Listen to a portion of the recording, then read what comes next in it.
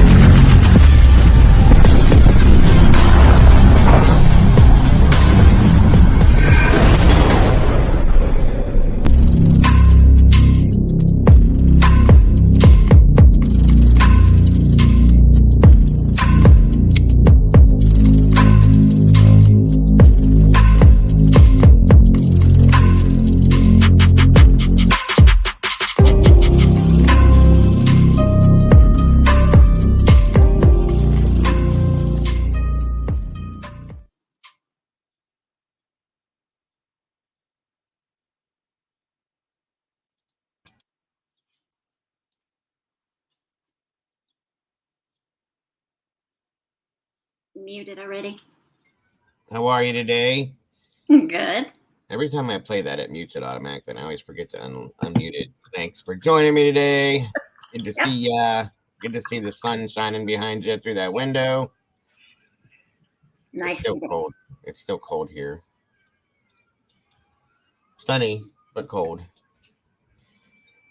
Anywho, thank you for joining me today. As always, super excited. Let's see who we got here with us today. Mrs. M's in the house. Good to see you. Miss Nikki, the Wandering Orphan, thanks for joining us today. Great to have you here. Miss April, welcome, welcome. Willow, Ola, yourself. Good to see you. Thanks for joining us, my dear. Let's see. Mikey, what's up, brother? On the mic is in the house with us.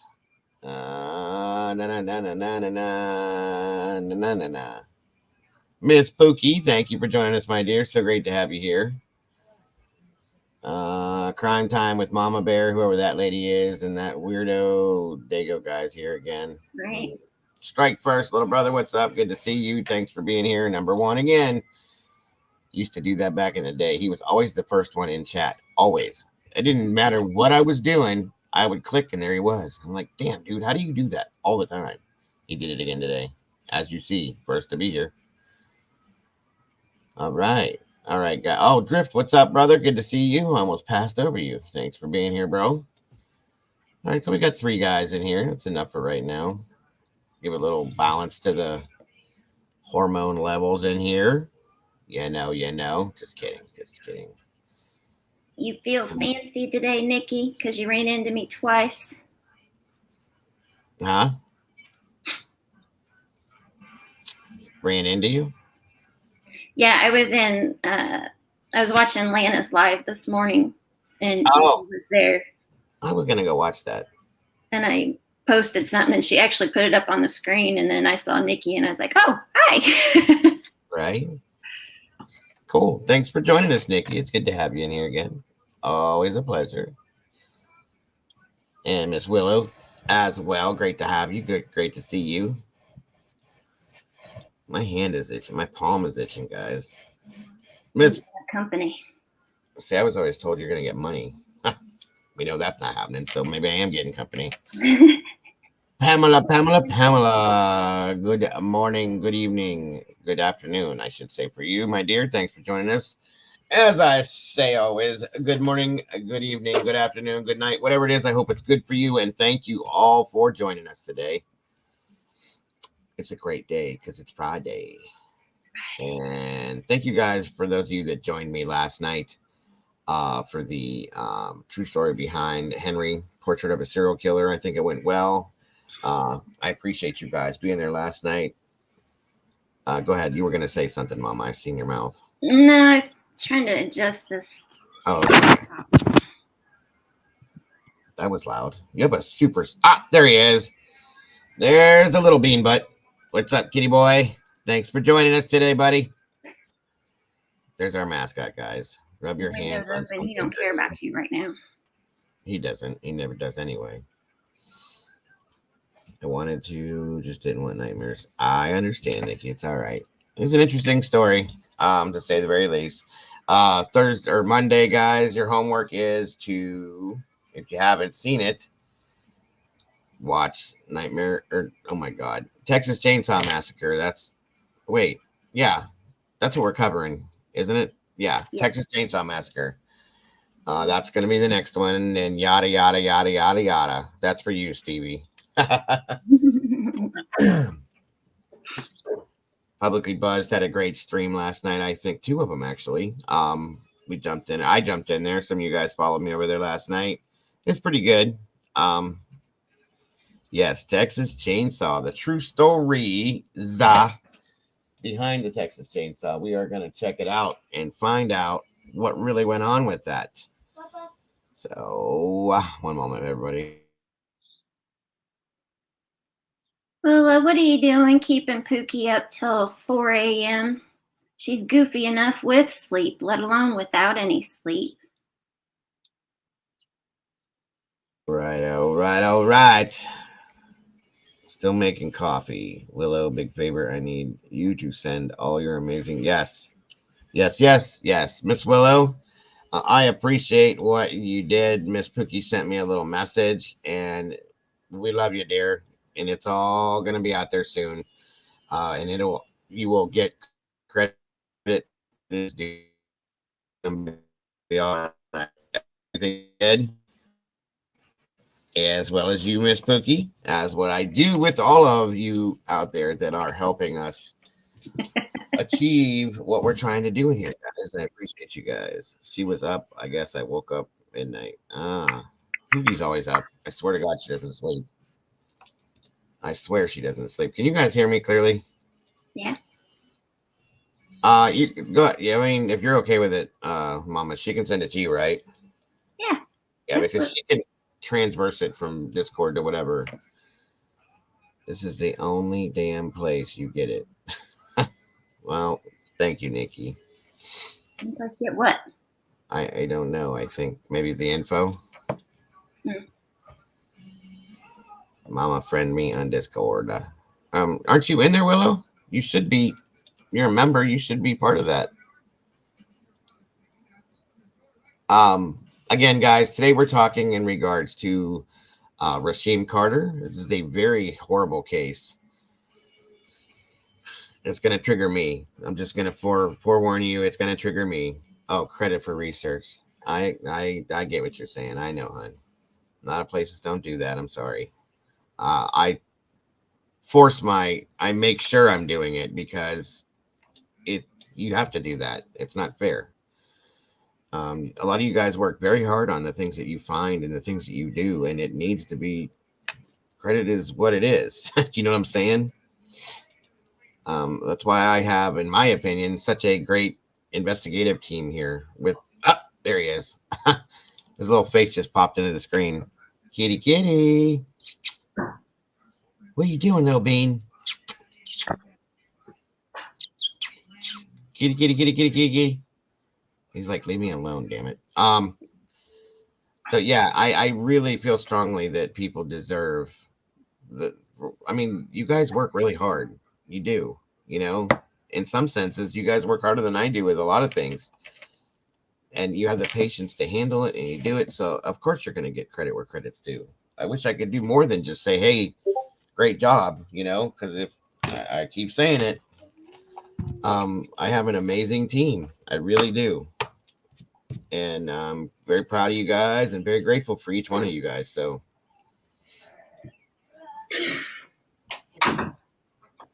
that's okay, Willow. You still took the time to do what you did for it. And he's adorable. I can't help myself. I want to squeeze him. Kitty. Can I have him? No. Please? No. I'll give you $1. No. Oh my God, you're so mean. Whatever. Whatever. If you ever breed those cat, which you're probably not going to, but I was going to say, if you ever bred them and they had babies, I don't know how. Well, I don't live that far from you. I could probably drive up there and get it, but she's not in the sauce. Yeah, we got to get Willow in the sauce. Yeah. Well, you have copy. You rock.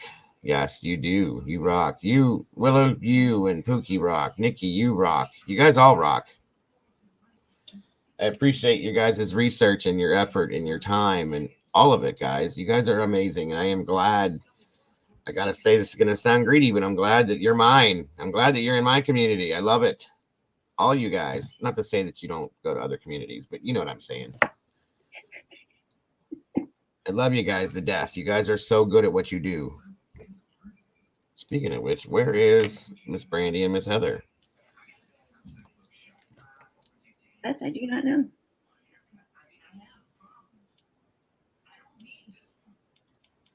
Where are you at, ladies? Ladies.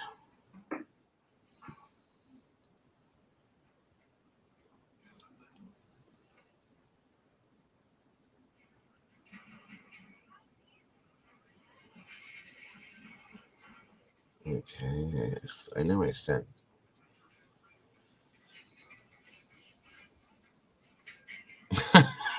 Pookie. I don't care if you found it on the outhouse wall, Willow. You did good. Absolutely, that's correct. I love you, Pookie. You guys are awesome. This is Mama Bear, not Mountain Mama. Mountain Mama comes in here too occasionally, but Mama Bear is the fix. She's always fixated in here. She's been over there with Steve and Dan too, Willow. Yeah, Pookie, you're a trip. I love it. Come on, guys. 13 peeps in here. We got to get everybody in here. Guys, do me a favor, please, as always, leave me some DNA on that like button. Share this out to anybody you think would be interested. And at the end of the show, please feel free to leave me some comments because that is what the tube likes. And it makes my algorithm so much nicer. Uh-oh. Trouble's in the house, guys. Let's stop talking about him now. He's here. Oh, hey, Dustin. What's up, brother? Good to see ya. It's Grandma Smurf and Mama Bear. Dude, what the hell? Grandma Smurf? Whatever, bro. I got you. Wait till your show Monday night. I'm all over you that night. I promise you that night. Promise you. You better send me a link for it because I'm coming up on panel and I'm wrecking you, bro.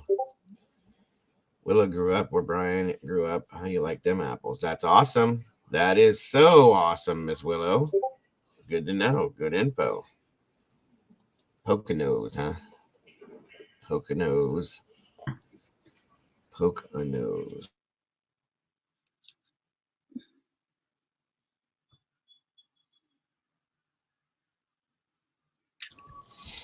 Good golly. Good golly. Finally, Miss Molly's in the house. Good to see you, my dear. Thanks for joining us. At your liege. All right.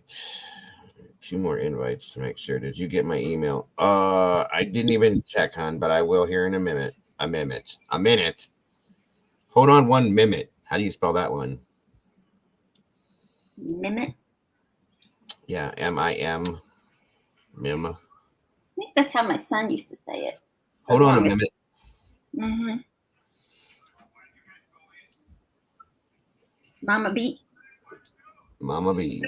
Go for it, Nikki, because if he wants it again, I'll be able to find it quicker than he will be able to. And I'm not going to say a word. Because she's right. I was going to say, because he knows I'm right. 100%. All right, Brandy. Where you at, my dear? Hope everything's okay over there. Did you find on Discord, Dig? I didn't even get a chance to look yet, Willow. I was setting this up, and then I haven't looked yet. I'm not very good at multitasking. If you haven't noticed, Willow, in the chat up a little bit, I tagged you in my Discord name number thing. I don't know if that'll help. I don't know how to do Discord. I can't figure it out either. I sat for like 4 hours. That's why we haven't started doing the movie night thing yet, guys. I can't figure out the links are like they do. Like they'll give you a link, and I've done it before. I've given it to you guys, and then it disappears. It expires. It's just stupid the way it works. I need to like have a full blown conversation with Dan and figure out how the hell he does what he does with it. Meatball sandwich. What are you doing already with the food stuff? Stop. I can't eat meatballs today. I can't do it. It's Good Friday. I gotta have fish balls or something like that. That sounds kind of grotesque, but anyway. Come on in, guys. Grab your coffee, tea, whatever it may be. Sit down and have a conversation with Mama and me, please. Sammy says she found the ID card on the list from the police cover. What? I want to know. We were talking about that. While we're waiting for everybody to come in here, guys, I'm going to do a little poll with you guys real quick because most of you guys are following Koberger's story like we are. What? I don't want to know. Never mind. I don't want to know. What are you talking about? Dustin. Oh, I'm not even. I already said it. I knew he was going to go somewhere with it. Because it's Good Friday. I said I can't have meatballs. I have to have like fish balls. And I'm like, I shouldn't have said that. My mind kicked me in the ass, and I knew he was coming. Dago wants a big plate of fish. See, I told you, big plate of fish nuts. Yeah, okay. Maybe to Dustin. Got to have our comedy relief between him and Strike and Drift and a couple other folks. I mean, I'm new at. No, wait. Listen, hon. You don't have to be new at Discord to not understand it. It doesn't work. Where is Sammy at? I don't. You guys keep saying Sammy. I don't see Sammy in here. Am I missing it? I haven't seen a Sammy. I don't see Sammy either. You're not blocked, are you, Sammy? Yes. Where is Sammy at? I don't see her in either side either. She's not blocked, is she? Got it. Let's see if we can do it. What are we? Okay, hold on. Let me get this poll up real quick for you guys. I don't see Sammy either. I send you a request and then you have to check up set. Yeah, I think so. I don't see a Sammy either. Who are you guys talking to? Nikki.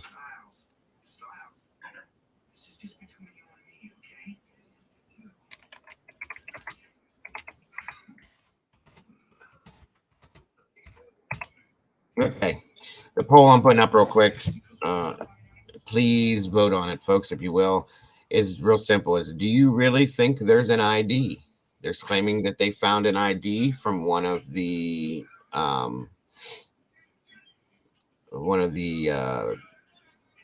people that were unalived in the house in Koberger's possession. So do you guys think it's real? There she is. What's up, sis? Thank you for joining, Miss Heather. Good to see you. She's coming in 2 minutes. Oh, okay. There she is. Welcome, Sammy. Thank you for joining us today. It is so great to have you here. So great to see you here. Hi, Heather. Hi, Sammy. We may get into a little conversation about what Miss Sammy found here in a little bit after we go through what we're doing. Oh, Heather's allowed to be late. She does so much. She's got her little one. She's chasing around all day long, and she does this. I don't know how, but she does it. And the poll is up, folks. Do you really think there is an ID? Because I made a comment last night twice in a stream and to I think I even said it to Mom Bear.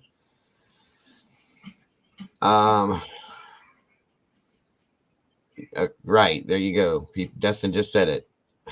And fishy. So I've noticed that a lot of creators, a lot of channels are doing, including us, is Brian Koberger innocent? A lot of people are saying they think he's innocent. There's 5 Facebook pages claiming that he's innocent. Okay. But we didn't hear any of that stuff that has just came out about the Brady Giglio stuff. Now we got the ID thing. I saw something somewhere else where somebody's claiming. I'm not going to really talk about it too much and refer anybody to it because there's a lot of fake crap out there too. But where somebody's claiming that the knife sheath doesn't exist, whatever. So none of this stuff popped up until everybody started claiming Koberger's innocence. It's kind of ironic to me. You know what I mean? We hadn't heard none of this stuff, none of these things, which they've obviously had this for a while. Same with the ID and everything else. Now all of a sudden that everybody's throwing, Brian's innocent. You know, he's been framed, this, that, and everything else. Now, kaboom, we got all this stuff thrown in our face. That is just really, really ironic to me, guys. It doesn't make sense. So I'm not saying that it's not true. I'm not saying that, there's a conspiracy or any of that. I'm just saying it's kind of ironic to me and it's very weird. So that's all. Um, and just something to keep back here. Well, I figured out number 29 after Drunk Turkey couldn't, and we'll talk about that. Absolutely. You're pretty good at that stuff, Nikki. So I imagine it wasn't that hard for you. 15 people. Come on, guys. Jump on in here. Find a seat. Sit down. Put your feet up. Let's talk. We got some stuff to talk about. This case today, guys, it's dark. I'll just put it that way. It's not. It's just we need to get with the times. This poor kid, his family, it's disgusting. It really is disgusting. And that's why we're putting it out because the outlet's too much. It's just really not being looked at that much, and I don't like that at all. Something like this needs to be out front in the news media and being looked at by everybody because it needs to stop. Okay. Mm-hmm. And you'll see. I don't know if they specifically said if it is one of the 4 victims or anything. Yeah. That's an ID. Yeah, and that's the thing, guys. Remember we talked the other day about wording? Wording's very important these days because let's just say, okay, that the prosecution is trying to build their case against him. Let's just say, I'm not saying this is allegedly, okay? We're just saying it that way, and this is all speculative, as I always say. Let's say that they're building their case against him, and we know the defense is going to be strong. He's got a great attorney. So they're seeing this, and they're seeing that Brian's innocent here, Brian's innocent there. And they know that social media is a very, very, very strong component in society today, okay? So that being said, they know they gotta brace their case. They gotta build a protection wall with their case, and they gotta make it as strong as they can. Well, these things popping up are kind of convenient, in my opinion. Whether or not they've already had this info or not, it's just convenient, and there are no coincidences in true crime. Everybody, we know that, okay? I'm not saying he is, bud. I'm really not saying that he's innocent, but his attorney is, and he is. And the prosecution doesn't want that to be. You know what I'm saying? So again, social media and news media outlets are very, very influential on society, guys. And juries watch this. Jury members are regular people before they become a jury. Okay, they watch the news. They can't keep them from watching the news. So, and they watch social media. They have Facebook. They have YouTube. They have this. They have that. They're seeing all this stuff. So the prosecution has to say, hey, these people are going to be influenced by what they're seeing. Okay. What do we got to do to make sure our case is strong? And it's just, it's coincidental in my opinion, but it's not at the same time. Okay. So exactly, Nikki, so much influence. It's insane. Thank you, Miss Heather. Again, anybody that would want to consider supporting the channel, please feel free. It is very, very much appreciated, especially with Easter being this weekend. There's the 3 links to Venmo, PayPal, and Cash App, and I do so appreciate you guys so very much for that. And Lana made a good point this morning. If you remember when we looked at the search warrants and stuff, do you remember the atrocious handwriting? Mm-hmm. How do we know that it actually says ID? Exactly. Lana's good at pointing that stuff out. She's really good at that stuff. Guys, if you don't know who we're talking about, um, uh, Lana over at oh my God, where did it go? What's the name? Truth and Transparency. Truth and Transparency. Thank you. I hate when that happens. Go check her out, guys. She's been really, really on top of things with this case. I got a lot of respect for her and what she does. She's really smart and knows what she's doing. Just like Jules, again, they're really on top of what they do, guys. You got to check them out. So go check out Lana over at Truth and Transparency, please. Show some respect, show some love. Sammy says an innocent person doesn't act so cold. This is true. It's true. And these are all the things we got to look at when we make our decisions on things, guys. Again, remember, thank you, Heather. Remember, guys, innocent until proven guilty. We have to respect the system. We really do. That doesn't mean you can't have your own thoughts. Thank you, Heather, for that. There's the link, guys, for Truth and Transparency. Go show Lana some love, support, and let her know how you feel. She loves the comments over there, guys. She really does. And she's live almost as often as I am, so check it out. Oh, yeah, we got a whole show coming up about that, Pookie, but let's kind of keep that under wraps for right now. If you don't mind, somehow it has to be relevant. I agree with you, Nikki. I do. All right, guys. So do you think there really is an ID? I put up a poll on that, and 75% of you said yes. And of course, 25% said no. Whoa. Who said no with me? Or am I the only one? Just a few peeps. I just think it's convenient is all I'm saying. Yeah. I'm not saying it doesn't exist. I'm not saying that it's, again, wording.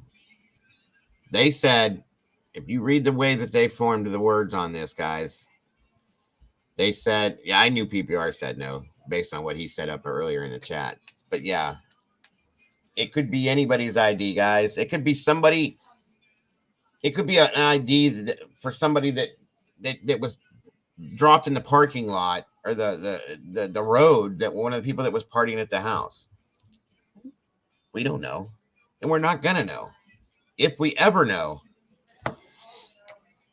You think it's his or victims, though? It could be either one, Nikki. It really could. It could be his damn sister's ID, his mom or dad's ID. It could have been a friend of his ID that was left in the car. Maybe he went out with a girl. I know. Is it a state ID? Is it a student ID? Is it a library ID? Is it ID is a very vague. Is it an expired driver's license of his that was in a glove box or something? You know what I mean? The wording. And all that did, when they said that, everybody on YouTube went, what? Whoosh. And that's what they wanted, because that automatically makes you think what you're going to think when you hear that. Okay. He's guilty. Just like that. Takes one word, guys. So understand, as I'm sure you all do, you're all smart. Okay. We've all been on this together from the first day that we heard about this, and we see how these things are happening. So, and I'm not saying that the prosecution is wrong for doing what they're doing, okay? Because I feel, and I'm not talking down about Ellie by any means, whatever, but I feel like their case may not be as strong as it should be, and we know that they have very little evidence to support the fact that he's guilty in their minds. Right. They need anything they can get to prosecute this, and they want him prosecuted to the full extent of the law. The defense is strong, guys. And when I say strong, I'm talking like O.J. Simpson strong, okay? She's really good. Really good. If you look her up and look up her cases and her stats and all this, she's really, really good. And she's got somebody in there with her Not to mention Mr. Criminology himself, who's got degrees in this stuff, that's right alongside there as the defendant working with them. It's going to be tough for prosecution. I've said that from day one. We have the witnesses that they have in this case live in the house. We have two. One of them, if they put her on the stand, they are going to destroy her. Yep. You know this. The defense is going to rip her down piece by piece by piece. As I said before, if she's not in counseling now, she's definitely going to need to be after the trial, guys. Period. 100%. Period. And we don't know how Bethany is going to react, okay? Again, there's so many things that the defense can use on this. It's going to be rough. It's really going to be rough. And, of course, we're going to be watching the whole thing as long as they allow us to. And following it. I agree. She's going to be a blubbering mess. They're going to destroy that poor little girl. And it's going to take a lot of time for her to come back from this, guys. And that's probably why you don't see or hear anything from her other than the gag orders, because they have to prepare her for this. And it's going to take some preparation to get her ready. But she's young. She's impressionable. And what she's already dealt with is extremely insanity, okay? I can never imagine. I mean, being what I was, I've walked into scenes that I was just like, oh, wow. And I've been through some stuff, guys. But as a 20-year-old girl, Hey, Brandon. I can't imagine what I would have went through. You know what I'm saying? Welcome, Brandy, dear. Good to see you, hon. So, where is everybody? Where is y'all at? But those are my thoughts on what's going on with this, guys, before we get rolling into our actual case. It's gonna be a war, folks, and it's gonna be rough. It's gonna be rough. It really is. You know, if we think that he's guilty, we think he's guilty. That is what it is. We're allowed our thoughts. But again, he's not guilty until the court says he's guilty. So, Mr. Larry, what's up? Willow says, I think it's Kopaka's ID. Very well could be. We don't know anything. And do you know something? Dan pointed something out in Publicly Buzz stream last night, and he made a good point. I went looking for anything I could find on Brian Kohberger after he was arrested. All I could find about Brian Kohberger was everything, anything, and nothing but everything that had to do with the Idaho 4 case. If you go looking for anything about him before that happened, before November, it's not there, guys. There's nothing. You can't really find anything at all. And it makes you wonder why.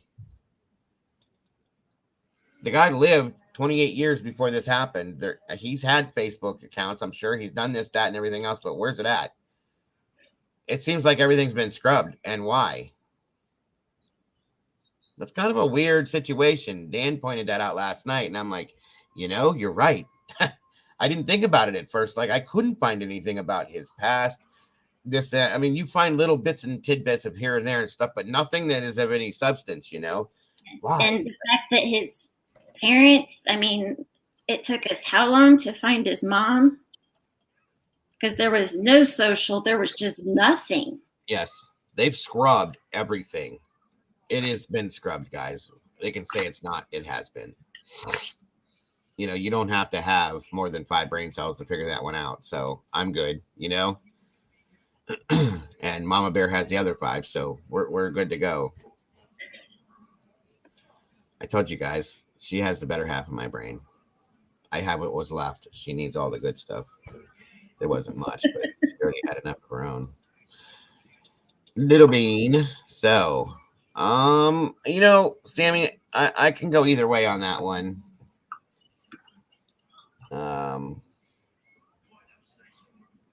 I mean, we started digging months ago. We were looking for connections here and there in PA about this, that, and anything else. It was hard. I'll be honest with you, it was hard. Real hard. We got excited at one point because we found Dylan Mortensen has family in that area, and we were like, oh shit, now what? You know, like, let's get excited. And I mean, it is what it is, guys. So all right. somebody had asked me about an email. I got off track. I need to look that up real quick here. I think that was someone published that coworker went to Kopaka parents' house before going to drive to Poconos. I saw that. I did see that. Bethany was his neighbor. Was it Bethany or was it Dylan? It was Bethany. Yeah, it was Bethany that we were looking up, and we found that she has family that lives in that realm of area down through there. I've been down those rabbit holes. I'll bet you have, Sammy. There's a lot of them too. If you're not careful, I think it was Nikki that was asking me about an email. Let me check real fast, and then I have others I need to pull up too. And again, guys, thanks for joining us today. I am so excited to have you guys all here with us. Sammy, it's great to have you here, as well as you, Willow. It's so great to have you guys here. You have no idea. I hope you guys enjoy being in here, and I hope you guys feel comfortable enough to want to come back on a regular, because I think you guys, the two of you especially, I think you fit in very well over here, guys. I really do. No. Nikki, which name did you put the email under? I know I've seen a couple different versions of it. Shoot, hold on a minute, guys. I did it again. A minute, guys.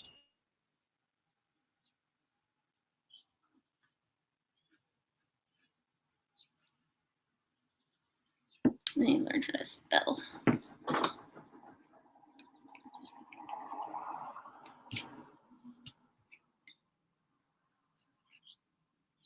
Good Lord, I did it again.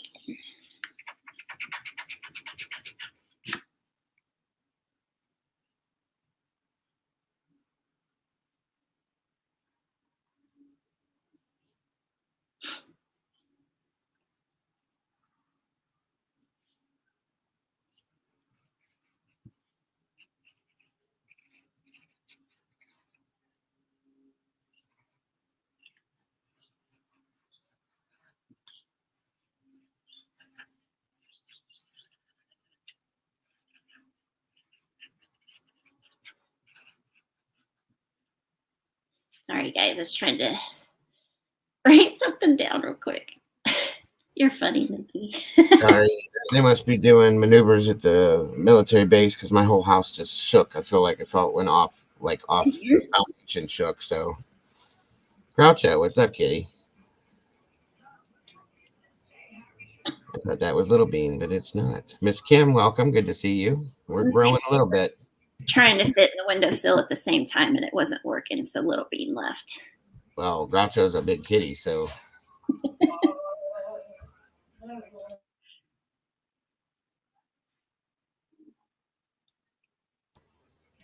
Hi, Kim. Welcome, Miss Kim. Great to have you here. Nikki, I can't find. Hold on. Maybe this is it. Okay, yeah, I got it, Nikki. I got a couple from you, actually, so I'll be looking into those here in a little bit. I got actually quite a few from you. I haven't seen yet. I'm sorry. I'll check them all out here when I get a little extra time, and we will go over it. A co-mom from a very Italian Brooklyn fan. Oh, for real? Maybe I'm related to her. Who knows? All right, Mama Bear. Let me pull up what you got here. And never fails. It never fails. I can never find it when I need to find it. I just saw it too. Where did it get? Did it go? That's Molly. I don't want to listen to Surfing USA by the Beach Boys. The granddaughter was watching Teen Wolf, and then she went back to the den to watch something different, so the TV was still playing. I know it's in here because I just saw it, Mama Bear. 1 second. But this was sent to me a long ways back, so I hate to do this. I don't want to ask you to send it to me again. Here we go.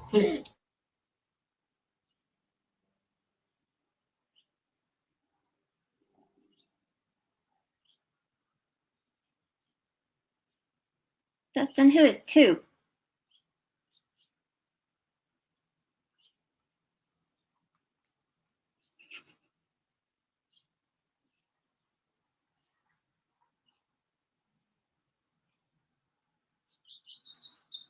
Awesome. Thank you, Larry. Welcome, Larry, sir. Thanks for joining us, brother, and I appreciate that, by the way. Okay. Can you send it again? Of course. I'm sorry. It's okay. Be back. As soon as you send it, it's going to pop up again. You know that. God, I got to clean my email out. To Sammy, you must hook up with PPR. He needs your talents in his stream. Jody, welcome, Miss Jody. Thanks for joining us today. It's great to have you. Great to see you. I hope you're having a great Friday. Well, I got all your stuff, Nikki, but thank you. Yeah, what's going on? Are you having a show this Monday and Tuesday, Dustin?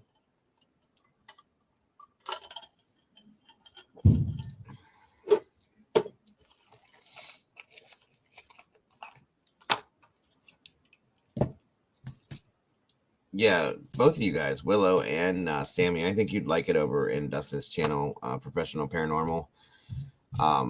You get to see the other side of me over there too. We have a great time over there. By the way, if you haven't, did you send it, Mama Bear? Yep.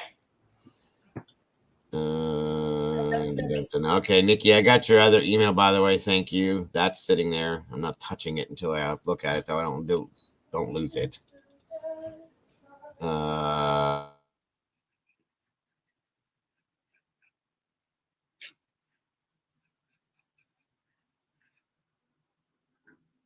Hey, Jody.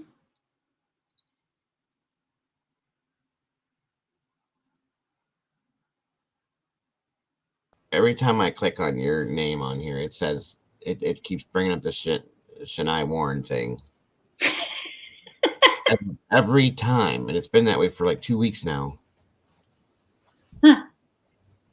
That's a long time.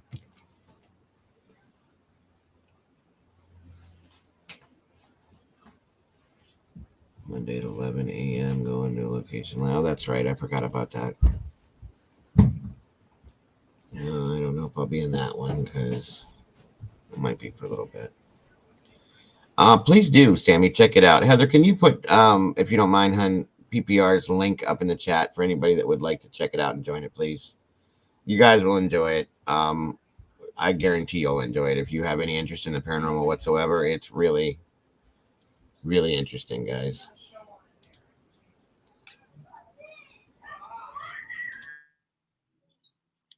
Heather, he's got to get it set up.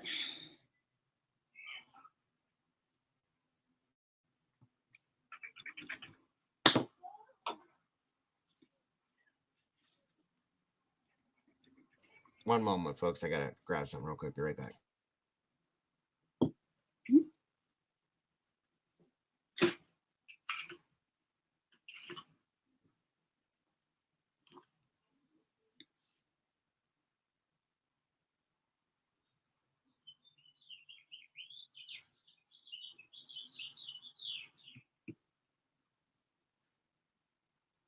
You did up there what, Heather? A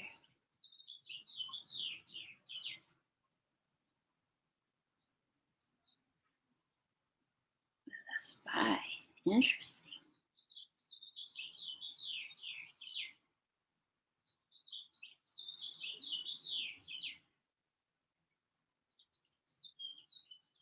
He knows how, he just hasn't done it. You know how this goes.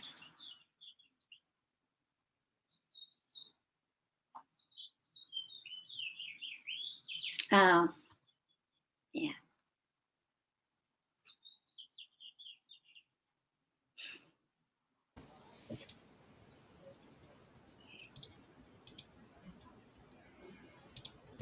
right, everybody. Sorry about that.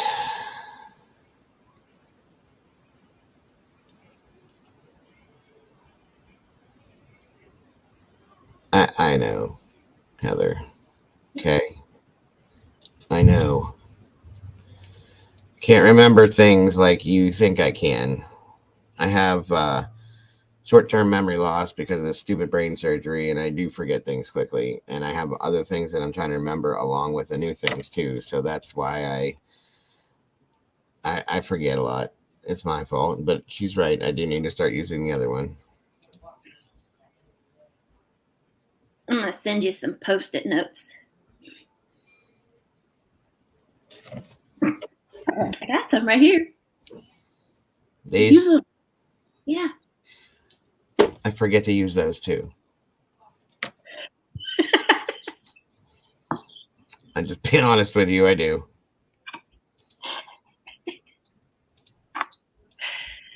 It is what it is. I'm getting some of it together. All right, guys. This is the disclaimer here for the Copyright Act.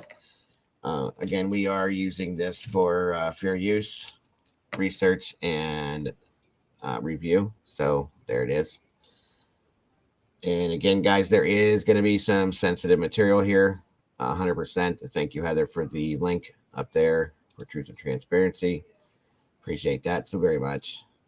And trigger warning is going up on the banner there, guys. If you can see it, if anybody, there is going to be some sensitive topics that we're going to be touching on and material. So if you are going to be uncomfortable, please feel free to step out without judgment. Nobody will say a word, and everybody understands, guys. My brother has had a TBI, Tennessee Bureau of Investigation. Traumatic brain injury. Thank you. Dago has sometimes disease. Yes, I do. I very much do. Yeah, I have a lot of short-term memory issues, especially the older I get. I start forgetting things. So that's why I have these Post-it notes all over here that I don't use.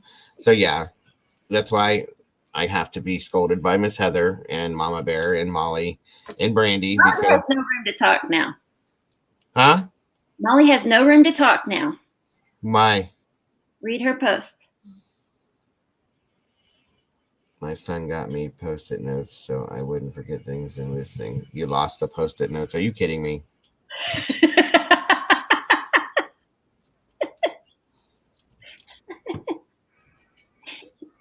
You're welcome, Stevie. My wife brings these from work, all different versions of these. Okay. And I have them all over the place, except stuck on front of me with notes on them where they need to be. So this is why I love my moderators, Miss Heather, Miss Molly, Mama Bear, Brandy, all of them, all you guys, because they constantly remind me to put my head on my shoulders, to take a shower, to eat, to sleep, all the fun things that I need to survive. I mean, it's not really that dramatic yet, but it's come close a few times, I'll be honest with you. All right, so we got the trigger banner running, guys. If there is anything that, guys, you feel uncomfortable with, please feel free to step out temporarily. It is what it is. I understand completely. There's things that make me uncomfortable in some senses, too. Dago. Fish balls have lots of omega that helps with memory. I'll start a Dago fishball fund. Thank you so much there, Dustin. I appreciate you, my friend. Thank you, Heather, for that, hon. There's another trigger warning there again, guys, just so you know. Yes, everybody knows I'm old, Strike. Shut up about how old I am. I know I'm old, bro. He's older than dirt. Nobody was talking to you.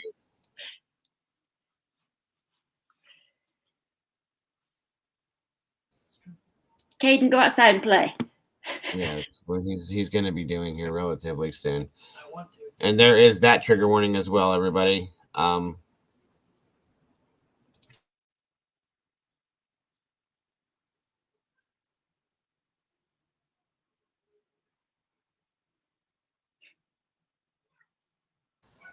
Okay, guys. Do you want to read or do you want me to read? I don't care. I can. You said it, so go for it. Just let me know when you need me to move things. I'm sure they're tired of hearing my ass voice anyway. All right. Rasheem Carter was born October 1996. He played baseball and football in high school. He graduated in 2015. He was pursuing cutting and welding studies at a local community college. He was 25 years old.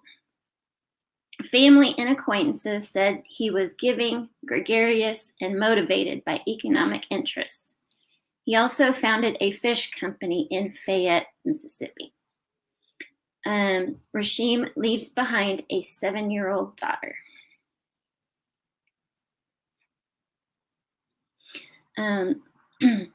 Late September 2022, Rasheem traveled to rural Taylorsville, Mississippi to have some extra cash. He snagged a short-term contract at Georgia Pacific Wood Products. They process wood from the region's abundant pine forests. This was less than a week before he would disappear.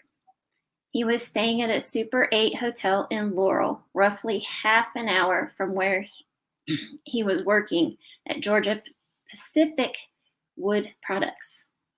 Tongue twister. Shortly after arriving in Taylorsville, Rasheem had car trouble and had to carpool with a coworker to and from work. But soon he ran into trouble with coworkers and was told on October 1st that he could ride to work that day, but he could no longer give him a ride to and from work. He didn't think much about it at the time, thought I will walk or, call his mom after work.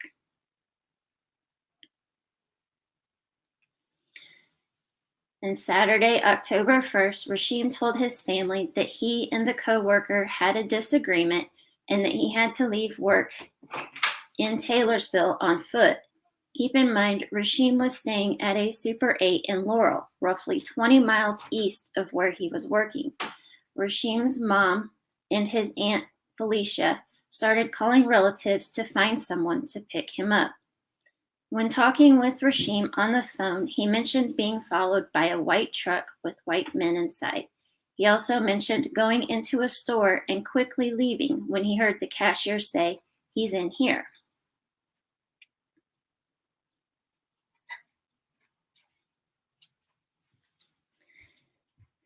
Rasheem asked the police if he could give him a ride to Super 8 Motel where he was staying because he didn't have a car due to car troubles and a disagreement with coworkers. The police declined his request and said it was beyond their purview. The day before Rasheem disappeared, the family states he went to the police station and told officials that guys in white trucks were pursuing him and he was worried for his life. The following morning, early on foot, he returned to the police station, pleading with them to assist him, but once more, they refused.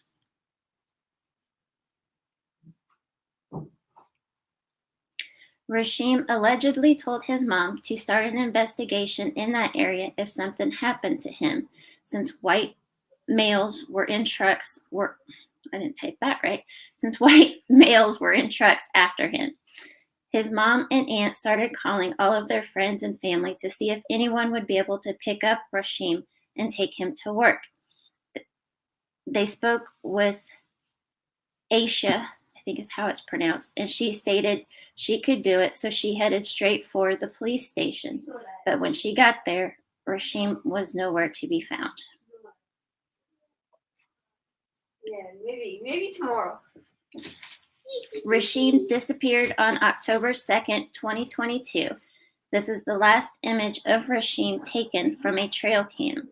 It shows Rasheem without a shirt on and carrying a very large stick. Is this for defense against someone?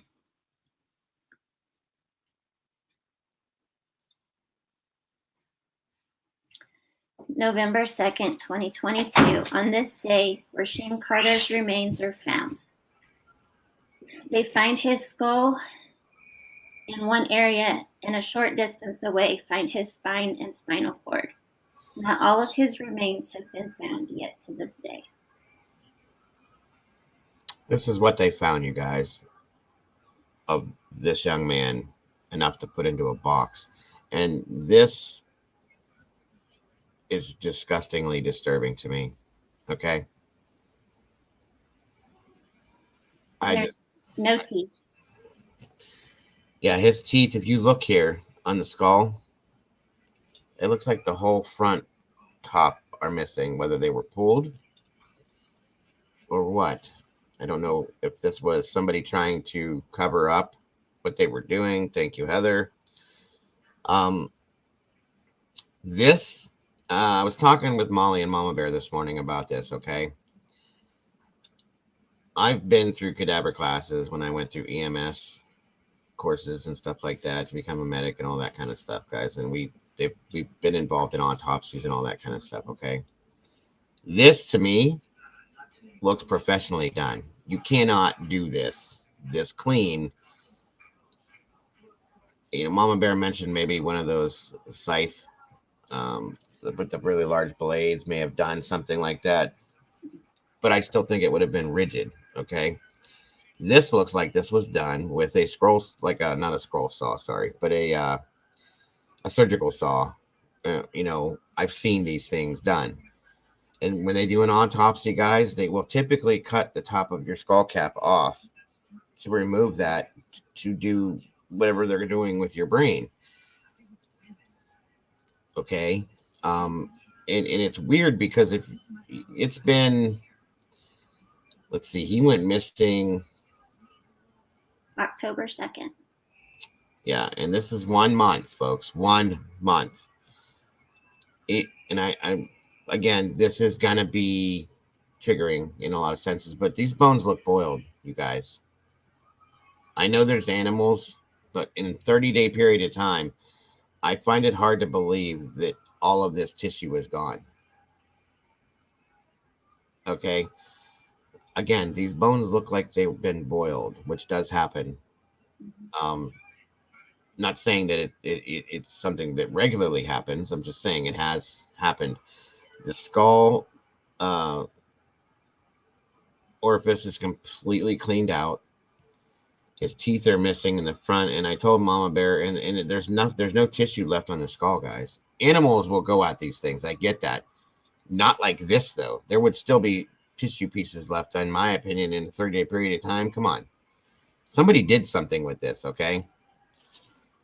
Um, don't ask me why. I think that, and here's my thought on this. I hate to say this, but I think that he was taken, held against his will, somewhere, tied up, and tortured for however long they did, and then they dispersed his remains in different areas, and this is what was found. I want to know where the rest of it is. They could have Jeffrey Dahmer. This is how Jeffrey Dahmer used to get rid of his victims: is he would drop their bodies in vats of acid to eat the tissue off, and then he would crush up the bones into a powder, and then he'd get rid of it. You know what I mean? It's pretty disgusting, but we're looking at this right here, folks. This was a human being that was doing nothing other than trying to better himself and working a job, you know, and was just in an area, I believe, that he wasn't wanted in. And because of that, this is what we have now. And I'm going to say this, and I'm saying this out loud because it needs to be said out loud, but I personally feel that this was racially motivated. I'm sorry, but I do. Okay. I really do. And it's disgusting to me. This is 2023, you guys. Enough is enough. It really is. This is where his remains were found. It's 20 miles south of Taylorsville, back in this wooded area here. Just kind of tossed, I guess. I don't know. Just thrown out there to be, you know, found whenever. His remains were found over approximately 2 acres as partial and incomplete, and said they were characterized by advanced decomposition. I don't believe that this is generalized decomposition, you guys. Even in an advanced stage, this is not to me. I'm sorry. I've seen multiple versions of decomp, and this is not one that I've ever encompassed myself to be involved in clearing, unless there's some weird situation behind it. It is way too clean. Okay. Something went down with this. The autopsy report indicated fractures in his bones, but did not detail how clean the breaks were. Skull contained no teeth. Allegedly, the bones were broken into smooth cuts, possibly inconsistent with an animal attack. This was not an animal attack. There's no way in hell. There'd be teeth marks on the bones. Right. And this is where I get pissed off right here. I'm sick of seeing this in these cases. I'm tired of it. This is not true justice as what this family and this to me as a child deserves. Okay. Evidence of murder. There's no evidence to substantiate the claims that Rasheem was murdered. Bullshit. I'm sorry. The evidence we do have does coincide with what animals would do to a body. Bullshit again. I'm sorry. No. The only thing that probably happened was that when the remains were tossed where they were, if they weren't, I don't even go with that. They may have went at the body pieces after the fact. What's up, Stevie? How we doing today, brother? Good to see you. Hey, Steve. I'm beyond done with these situations, guys. I am. I'm done with it. The police chief where Rasheem Carter went missing posted this Facebook photo of someone washing away chalk that said Rasheem's life mattered. Little cleanup, the chief wrote. It was just disgusting. Disgusting. It's disgusting. And I'm going to say this out loud too because I don't care. He went to the police and they did nothing for him. I feel like calling him right damn now and asking why. I just may. Because Engineer, welcome. this doesn't need to happen. And in a sense, I feel like the police might be involved. I really do. Small town. Everybody might be involved. What's up, Wagon? Good to see you. Thanks for joining us today. A little cleanup. This person, this human being's life is being washed away off their concrete. Right. After whatever else already happened. It's disgusting. Ashley Banfield here. And of course, Rasheem Carter's former boss denies involvement in death. Luke Cummins told News Nation's Ashley Banfield that he is now getting death threats from strangers online. Well, you're getting death threats and there's a dead human being that was in your care as an employee. Yeah, there's an actual video if you want to. Yeah. Do the link, but if it'll let me do it. As for what's next, Houston said investigators are waiting to receive information back from tech companies for additional evidence.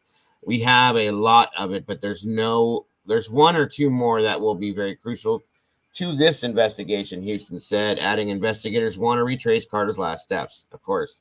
And we have feelers out right now to the family and the legal firm that is supporting the family at this point, waiting to hear back from them. This is the actual video, Mama, right here. yeah, if you just like highlight that and copy and paste it in your browser, it should work. Okay. It doesn't actually play. Hold on a minute. Is it gonna let me do it? Hold on.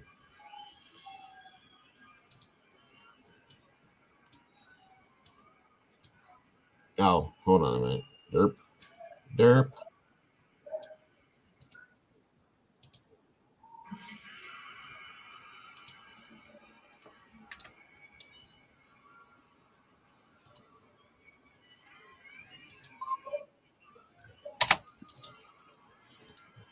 What's up, Fupa? Thanks for joining us today, hon. Hey, Fupa. Rasheem Carter's former boss denies involvement in death. Rasheem again was found decapitated outside of Laurel, Mississippi. Carter's former boss denies being involved in the death, and Luke Clements is now being targeted online, receiving death threats. Well, again. Yes, Molly, that is correct. I forgot to say that. The town that this happened in is a sundown town. For those of you that don't understand what that is, do you want to explain that, Mama? At sundown, Turn it down. if you don't have to, if you're comfortable with it. If you don't want to, I will. It's okay. You can. Sorry. You can. Okay.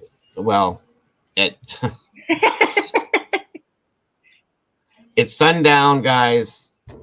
There's certain things that go on there that should not go on, and there's certain things that they look for to do. You guys are all adults. You can look it up. I'll explain it here in a minute. They said no foul play so quickly that they made Tiffany Carter and her family believe that they were trying to sweep it under the rug. I agree. Ben Crump, a prominent civil rights attorney, previously said on Banfield authorities didn't have much response until our firm and a lot of other people started to say, this doesn't add up. You cannot try to tell this broken-hearted woman that her son being found with his head decapitated was natural. Another thing.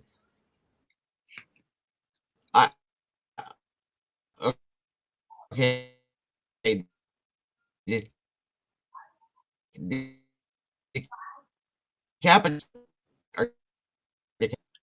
Hold on. Sorry, my internet popped in and out. Somebody was doing something. You see that the skull cap has been cut cleanly off.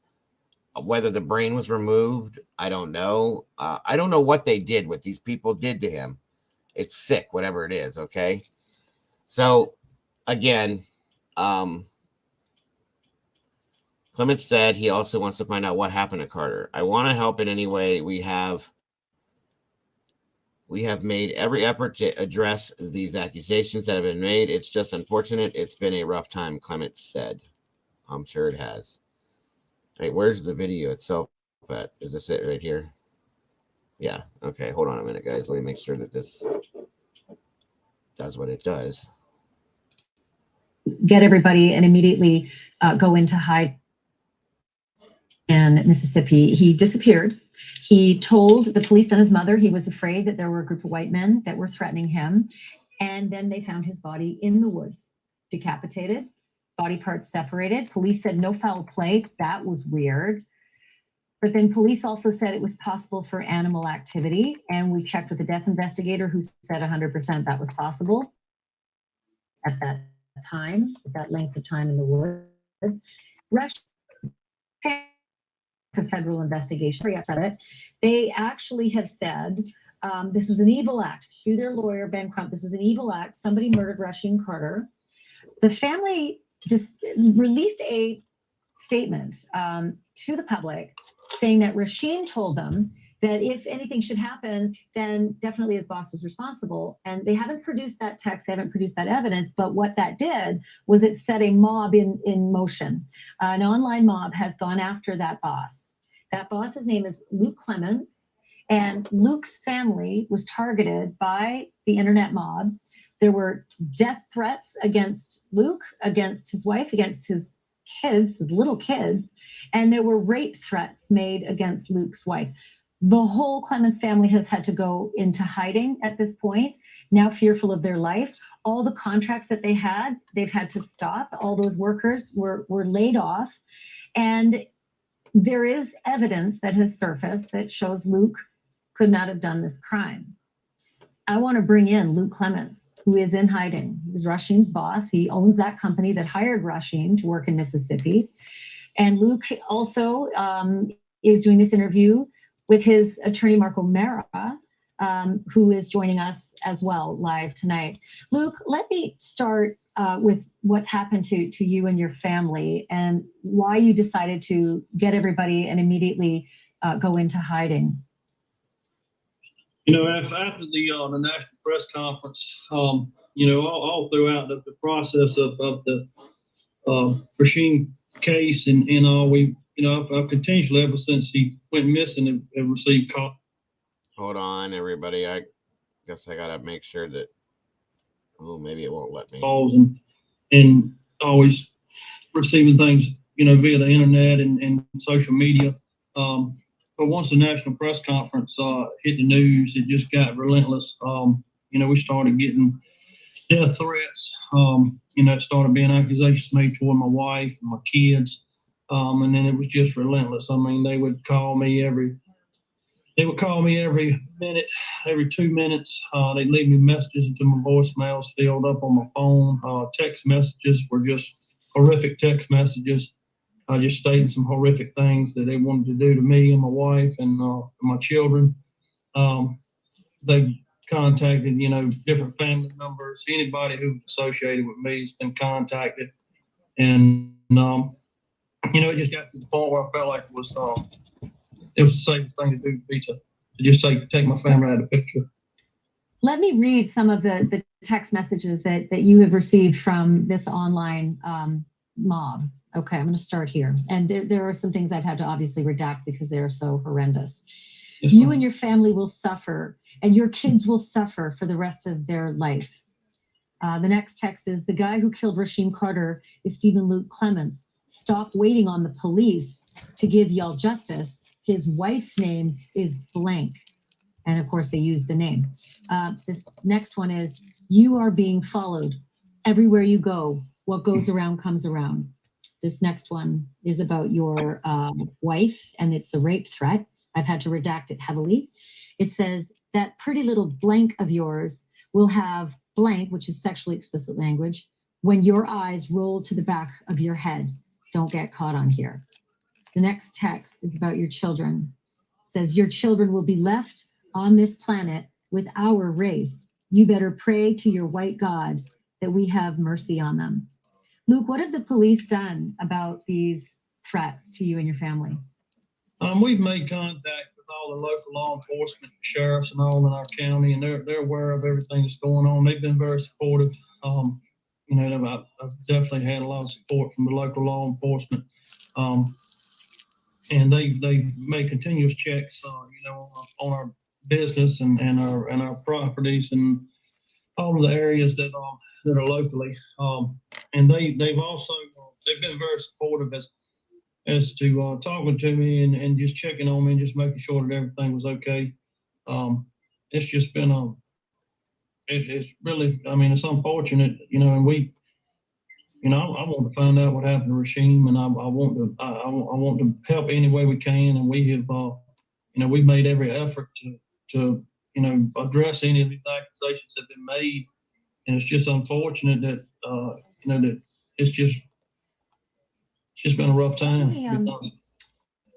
And listen, Rasheem's parents, his family's been on this program as well, wanting to seek answers, and at that time did not point the finger at you. But I do want to mention, Mark O'Mara, there's a collection of evidence that you put together in terms of looking at everywhere that your client was, where Luke was while Rasheem was seen on a deer cam, and text messaging between Luke and his employee Rasheem, and a lie detector test as well that I know you've said Luke has taken and passed.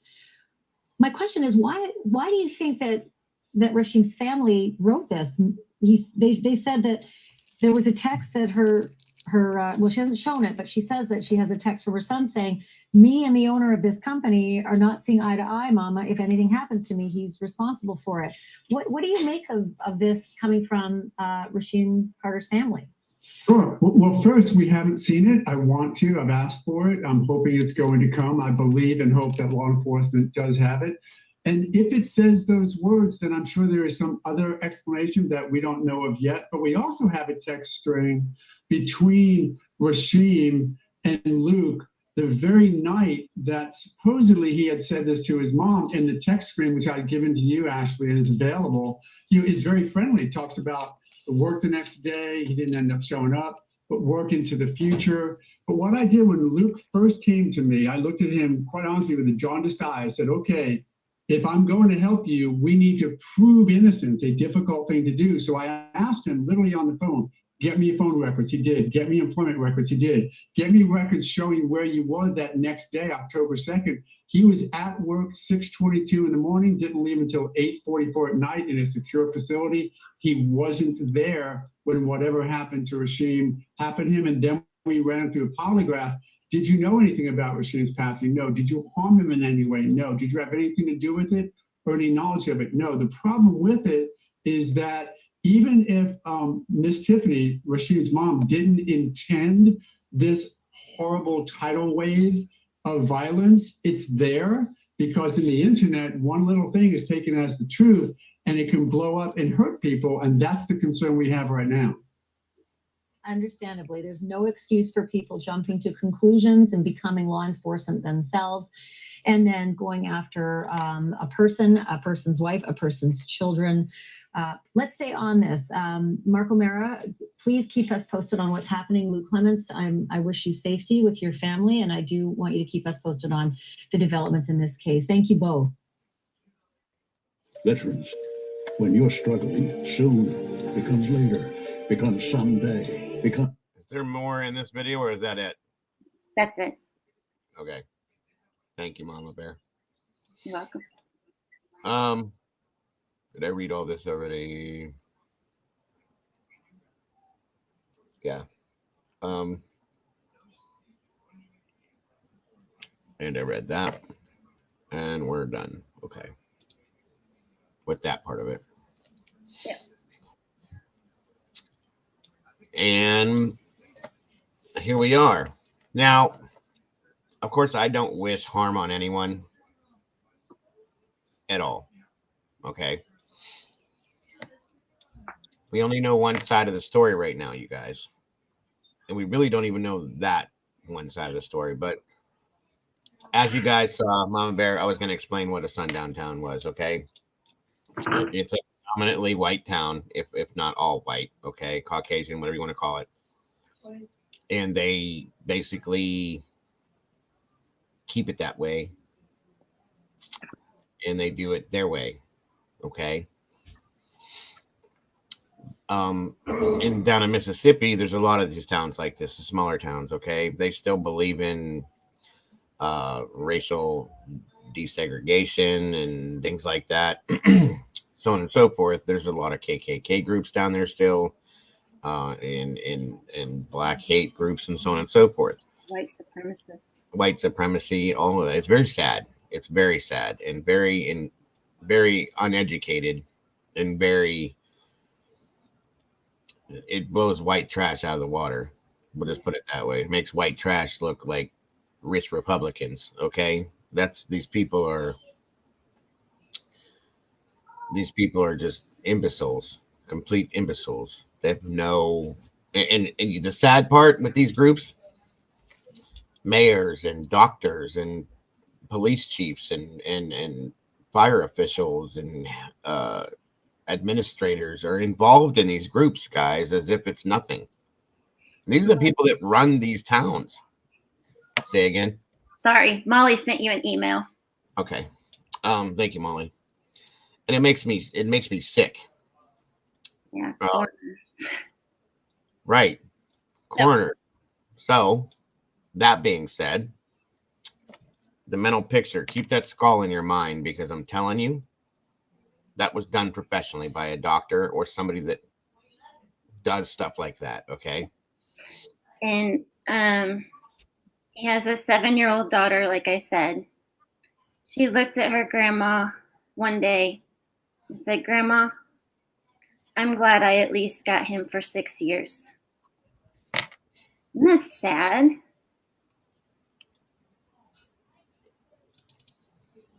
That's disgusting. Thank you, Molly.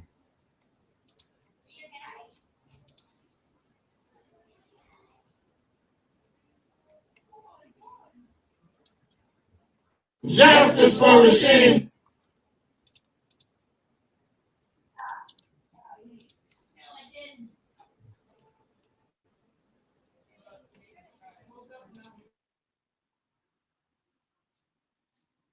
Because my heart is heavy. Who wants to wake up and not see their child come through the door or not hear from their child? Who wants to wake up and have to deal with it? No mother. So at the end of the day, we got to make a move. I'm going to move. If I got to move by myself, I'm going to move. What's up, good people, and welcome back to my channel. We bond over our favorite TV shows, trending topics, and everything in between that we care about. On October 1st of 2022, Tiffany Carter was in sheer terror after learning that her 25-year-old son, Rasheem Rael Carter, was in fear for his life only 2 days before he would wound up missing in Taylorsville, Mississippi. The last communication his mother would have with Rasheem was on October the 1st and 2nd of 2022. Having worked 9 hours on Saturday, he was trying to get a ride from work in Taylorsville back to the Motel 8 in Laurel, where he was living temporarily. He was a worker at Mama Bear had a chat conversation with The aunt. I believe it was Felicia, the aunt, and directed the conversation to Mr. What's it, Crump, the attorney, and again, we're waiting to hear from them. But everything has to go through the attorney's firm beforehand. But we will be hopefully talking to them soon. Yeah, because she's very interested in calling in and telling us about the story. So yes.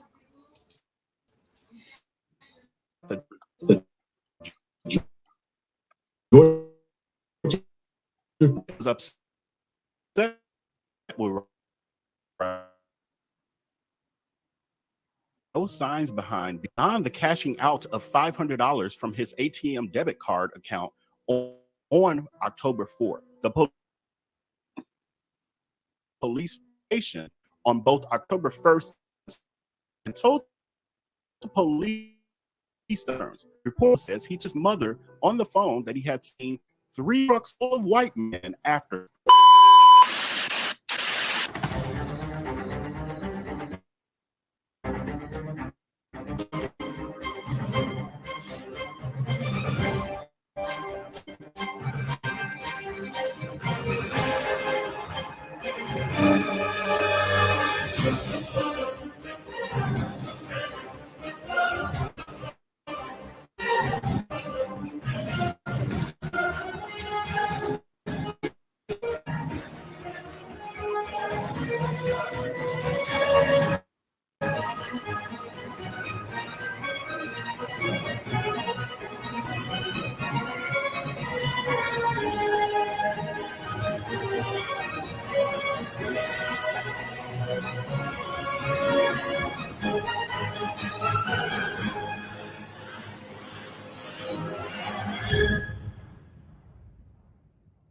Rasheem has been described by his family as an excellent father to his now 7-year-old daughter, a great son and brother. He was intelligent, hardworking, and a giving young man. He was a welder and a millwright, and also loved sports and dancing. Additionally, he owned a seafood catering business, having seafood boils for the Harrison community, where he offered residents everything for free to them. His mother was also quoted as saying, "He's a very smart young man and never met a stranger," and she truly believed he was chosen by God. She also said that he had a big impact on people he met and wanted to see everyone win regardless of who they were. She's quoted as saying, if he could encourage someone along the way to help them reach their goals, that's what he would do. On September 26, Rasheem Carter started a job for the Georgia Pacific Company in Taylorsville.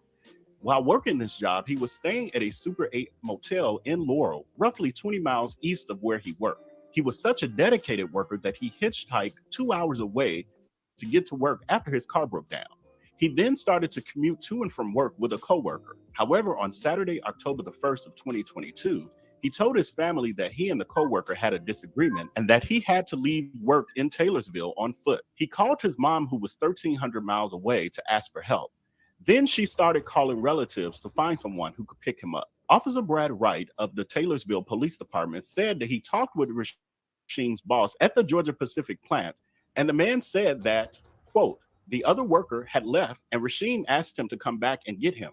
At the JR Food Mart in the downtown area, Rasheem had asked people for a ride, offering to pay them for gas, but had no success. October 2nd was the last day that Rasheem spoke with his mother. He was inside of the Dollar Tree in Taylorsville. Mom, that he couldn't moral, and additionally told her, Oh, that was sweet, Nikki. and I quote, if I come up missing, there are 3 trucks of white men after me. He went in the store and leaving when he heard the cashier say, he's in here.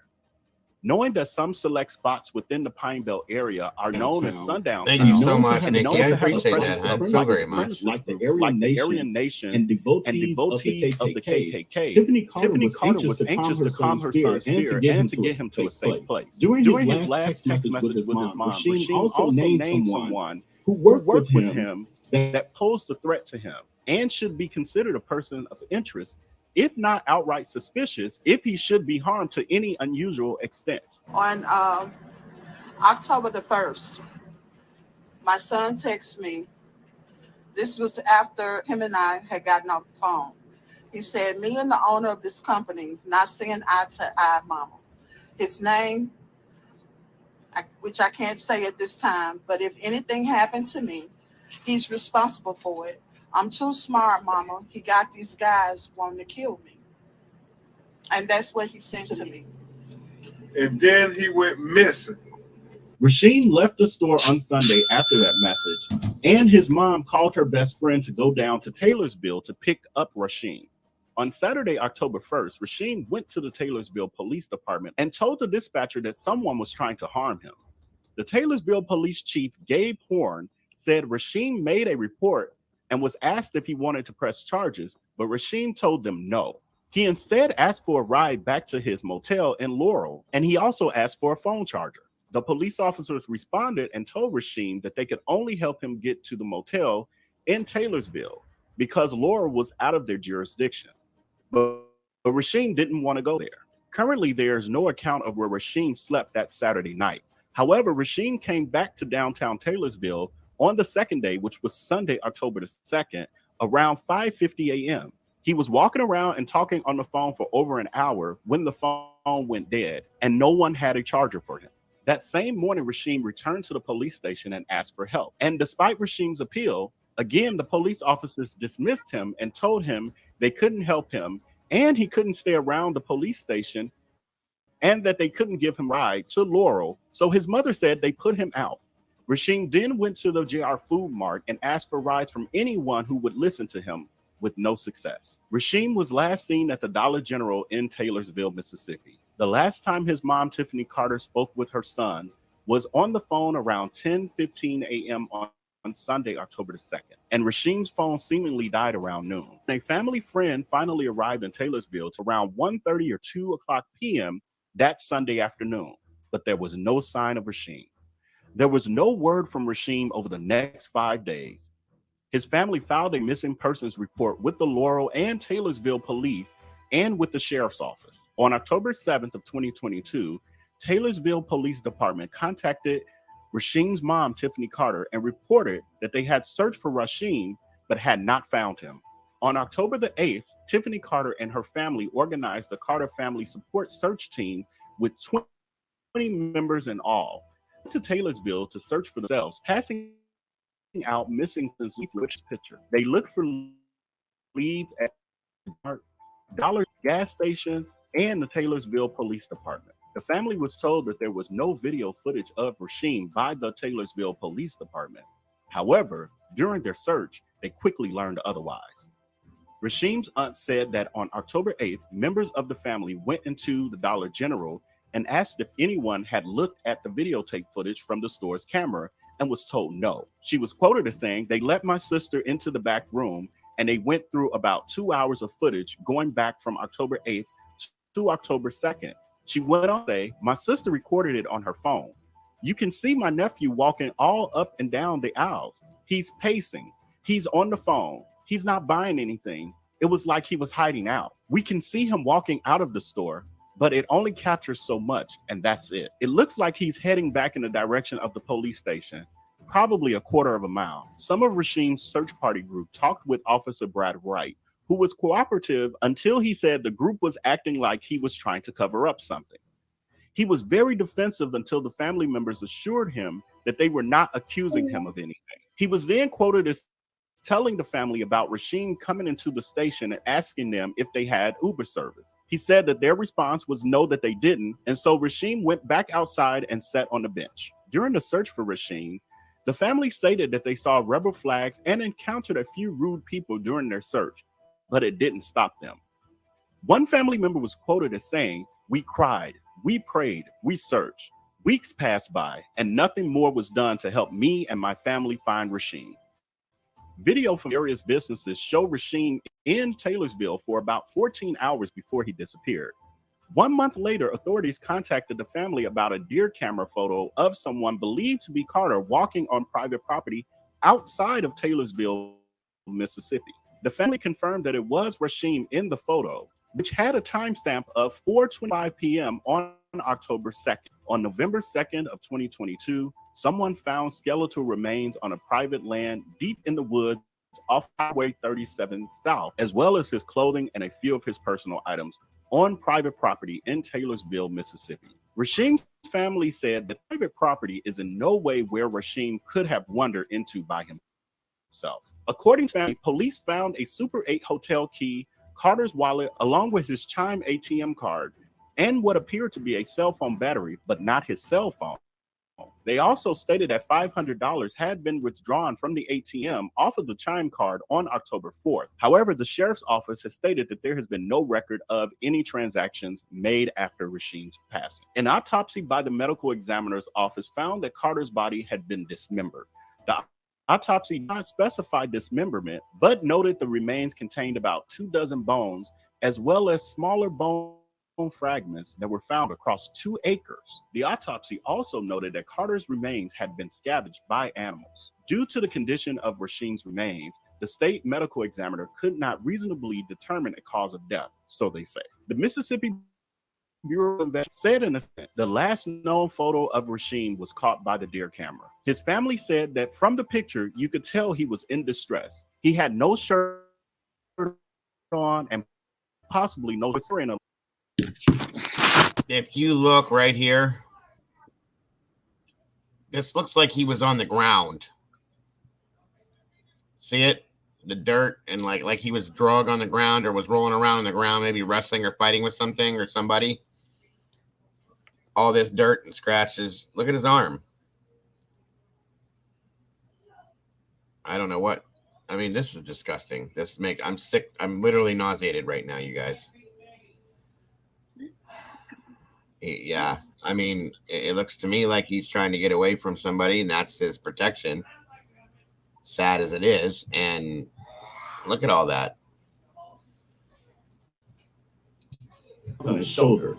He looked like someone was after. The Smith County Sheriff's released on social media the same day that said, I quote, "We have no reason to believe foul play was involved, but the case is still under investigation." The Sheriff's Department later added, "We want to reiterate that this is an ongoing investigation. Other agencies, including MBI and the FBI, have assisted as well. All details have been given solely to the mother, and if and when she wants anything additional released, or if we find anything else that the public needs to know, we will release that information at that time." Rasheem's mother, Tiffany, said that law enforcement failed her son, given what he told her in the hours before his disappearance. The family stated that plans for memorial services for Rasheem had been on hold pending the release of Rasheem's remains from the state crime lab investigation. Rasheem's aunt Felicia was quoted as saying the family did not get a chance to see the remains that were almost certainly those of her nephew. No one in the family was on the scene when the Smith County authorities discovered the remains and sent them first to the local funeral home and then the Mississippi Crime Lab in Pearl. However, the update in regards to this is that some of Rasheem's remains have now been returned to the family, although small enough to fit in a small box. I personally became aware of this story in November due to the vigilant activism of Rasheem's family. So I'm happy to see that Rasheem's story is finally getting the national attention that it deserves. On Tuesday, March 14th of 2023, Tiffany Carter stood by attorney Ben Crump at a news conference to demand a more thorough investigation into Rasheem's disappearance and death. Ben Crump was quoted as saying, "What we have is a Mississippi lynching." Investigators in Taylorsville have been quoted as saying, "This case remains open and ongoing, but the authorities have so far not found evidence to corroborate the allegations that Rasheem was being followed. To this date, we do not have evidence of foul play, but everything is on the table. Until we turn over every stone, it is still an open investigation." And we're going to hold their feet to the fire to make sure that that statement is true, unlike everything else coming out of their damn mouths. That's on no story. Let me get back to being professional. There was also allegations, of course, as we see in many of these sort of stories, where they try to victimize the victim and paint them out to be deserving in some way of what ended up. And one of those things that was being said in the very beginning, I remember this from when I first started looking at this case, was that Rasheem was on some kind of drugs. Maybe he was a meth head. He was maybe on hallucinogens and or some other kind of drugs. And he was just wandering around town because he was addicted to. That's what I was wondering. Red, that clarifies it too. The skull wasn't cut like that, guys. I was waiting to hear, and because I was wondering, like, they really found this like this? That's insanity. But they did the autopsy, which is where the cut skull came from. They still found the remains like that. Yeah, so that's at least one good thing to know. But still, this is still bad. So my apologies for the misinformation. My understanding was that that's how everything was found, and it was like, okay, that's kind of crazy.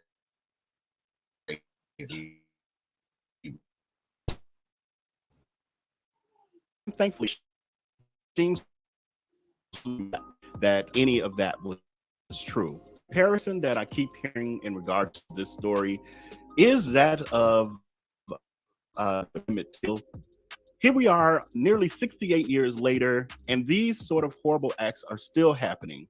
But thank God that we now have social media to shine a light on the roaches and hopefully bring them to justice. And lastly, please share this video and keep #JusticeForRasheem trending so these monsters can be held fully accountable and Rasheem and his family can get the justice that they deserve.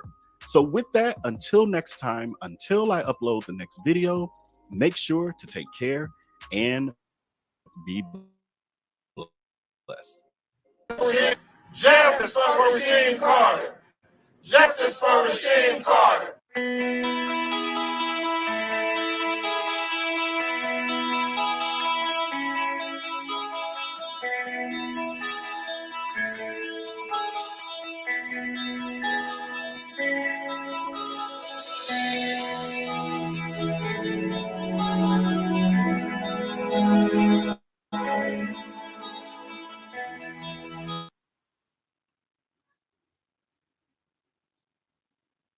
Sorry about all that. So yeah, I have more coming. I'm disgusted right now.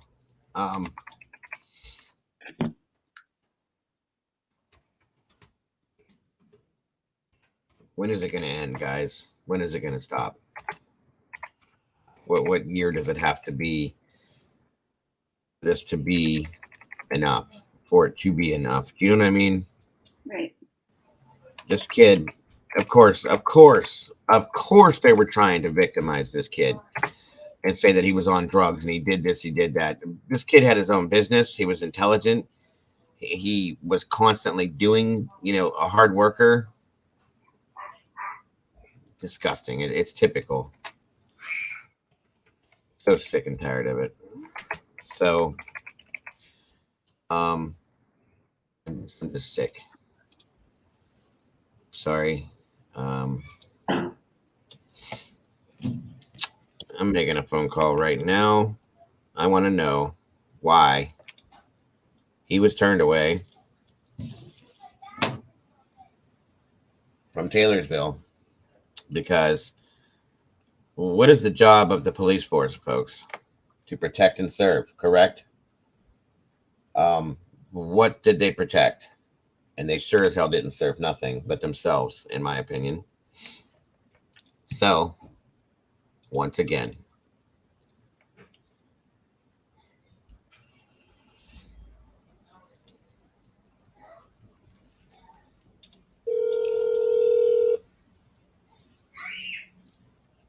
I am so pissed.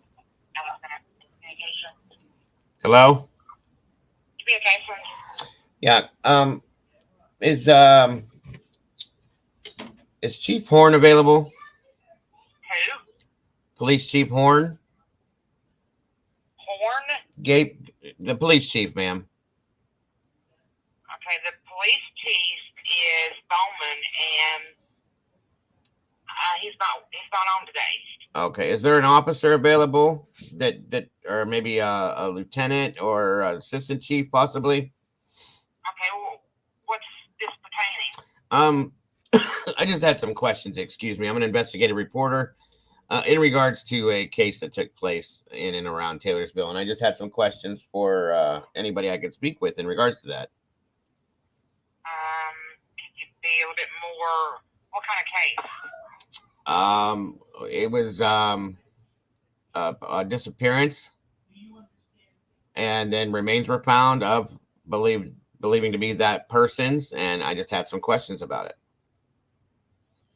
The person that had disappeared, his name was Rasheem Carter.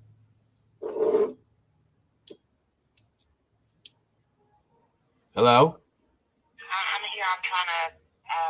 When was he found? November 2nd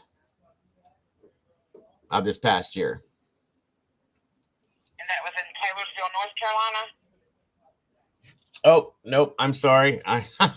This gave me the wrong number. Ma'am, I'm looking for Taylorsville, Mississippi. My apologies.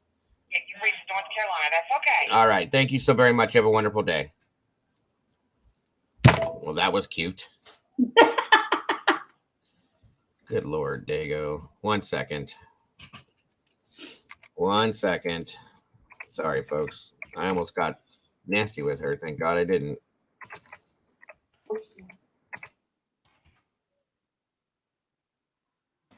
And I had the number, and I thought that was... What a dipshit I am. That explains why the police chief's name didn't match. Uh-huh. I was like, I was thinking, like, who? What, did he get a new chief already or what? Let's try this again. Okay, that's better. thank you, Alan.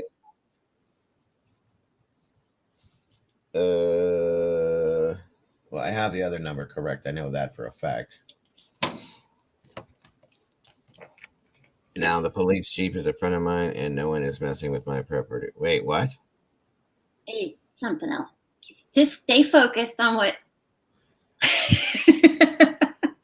Sorry, I was like, what the hell is she talking about? All right, let's try this one more time, everybody. My apologies once again for the mistake. Okay, here we go.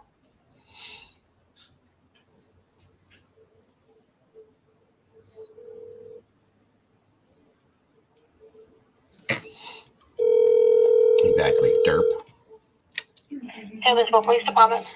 Yes, ma'am. Is Chief Horn available? He is not. Okay. Is there an assistant chief or a lieutenant or a captain or somebody I may be able to speak with in regards to a missing persons case that was dealt with out in that region? Does this have to do with the Rasheem Carter case? Yes, ma'am. You'd have to speak to Smith County Sheriff's Department. We have nothing to do with it. They are the ones in charge of the case. Oh, all right. Do you know anything in regards to that? I'm an investigative reporter, and I just had a couple questions in regards to Taylorsville itself. No, sir. I can give you Smith County Sheriff's Office number if you need it. Okay, that'll be fine. Thank you, ma'am. Do you want the number? Yes, ma'am. Please. Sorry. Let me know when you're ready. One moment. Okay, go ahead. It'll be 601 Yes, ma'am. 782 All right. 4531. 4531. And is there anybody in particular you could think I would ask for? Just let them know you're calling to ask about a case that's open right now. Okay. If there's anyone that can talk. Okay. Do you have any thoughts or theories in regards to this case? No, sir. Okay. All right. Thank you so very much, and you have a wonderful day. You too. All right. Bye-bye. So they moved it to Guys. what county? Smith County. I saw that, and I already had that number, but it is what it is. I thought maybe she give me a different one. It's amazing that they're not handling it anymore. I wonder why. Whatever. Let's see here.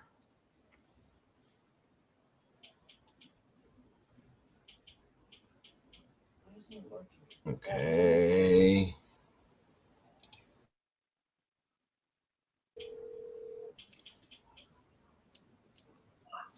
Smith County Sheriff's Office. Yes, ma'am. I need to speak with somebody. I'm not exactly sure who. I'm an investigative reporter, and I'm calling in regards to the Rasheem Carter case, and I was referred to you guys via Taylorsville. Oh, okay. Your name? Joe? Your last name? Oh, I'm sorry. It's Mayors. Mayors. AS. And what company are you with? I'm my own personal. I have a channel of my own that I run. Okay. And your phone number?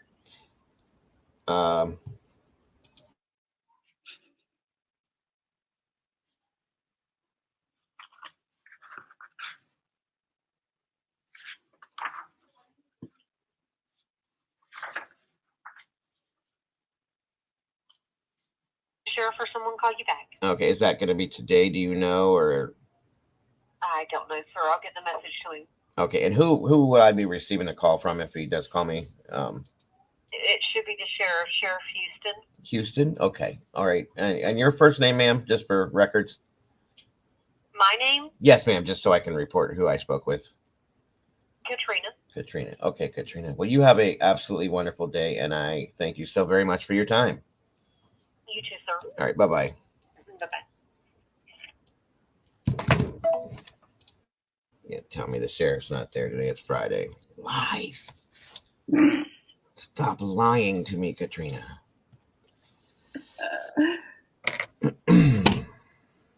Well, we'll see. I doubt that I'll get a call back, but we'll see. We'll see. If we can't say sorry, you can't say sorry. Well, I don't want to say that it was her fault. I'm sure she's doing what she's told. But it's lies, in my opinion. So we're waiting on that for that. I still can't believe I called a completely different city. That's so embarrassing. I feel like a jackass. I'm sorry, folks. Yeah, I agree. And here's my thought, folks. I feel I may be wrong. Okay. And if I'm wrong, as I've told you all 1,000,001 times, I will admit and apologize for any misconstruity that I've had. Okay. Molly. Should have gotten her to say U-Haul. So you know how it is. I do know how to say U-Haul. I say it all the time. I love U-Haul so very much. But anyway, moving on. Okay, U-Haul. I can't put off sushi any longer. Every time I'm in here, you're around us. You eat sushi. How many times a day in a week do you eat sushi, Nikki? Thanks for stopping by, Nikki. Thank you. Have a great day. Appreciate you so very, very much. And enjoy your sushi.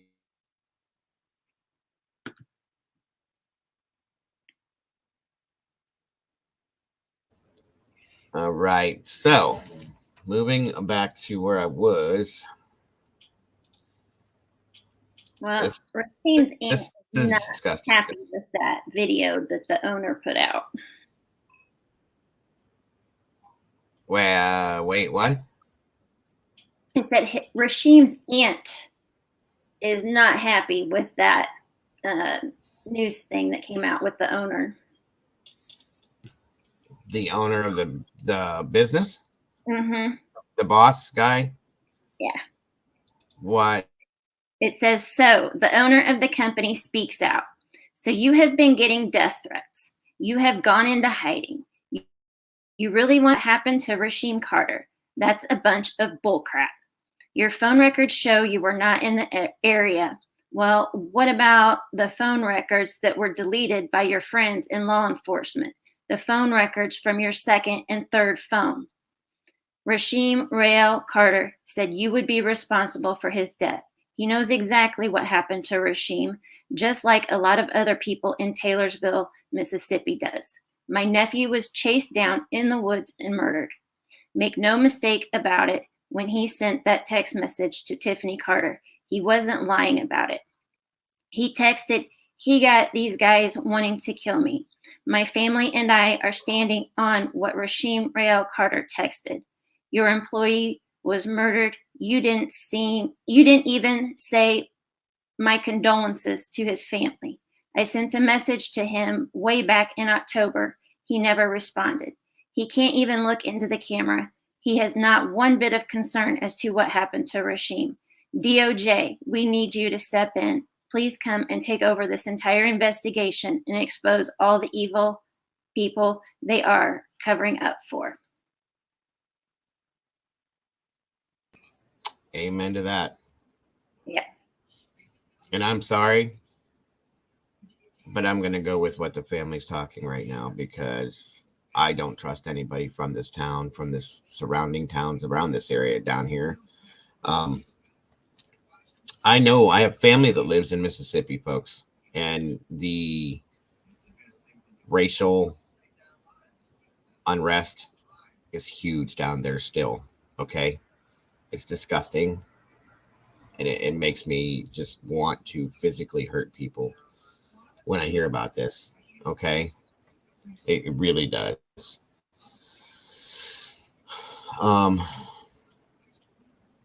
want to give you guys this little piece here real quick in regards to this.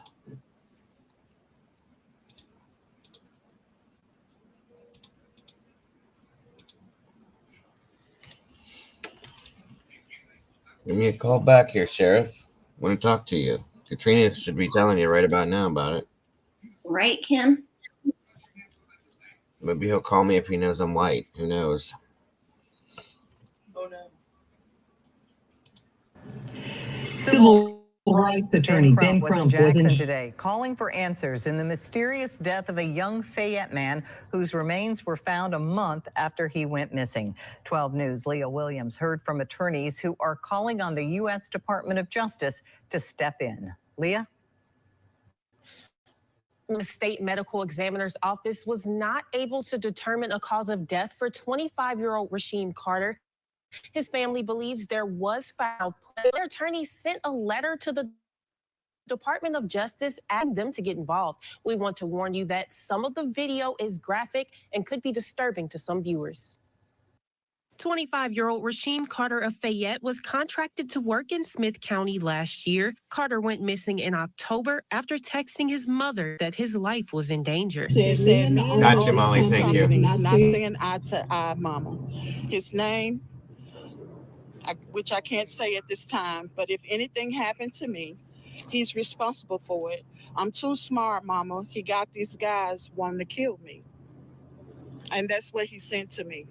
Attorneys say there was an attempt to use Carter's credit card in Taylorsville while he was missing. A month after his disappearance, some of his remains were found in Smith County. His head was severed from his body.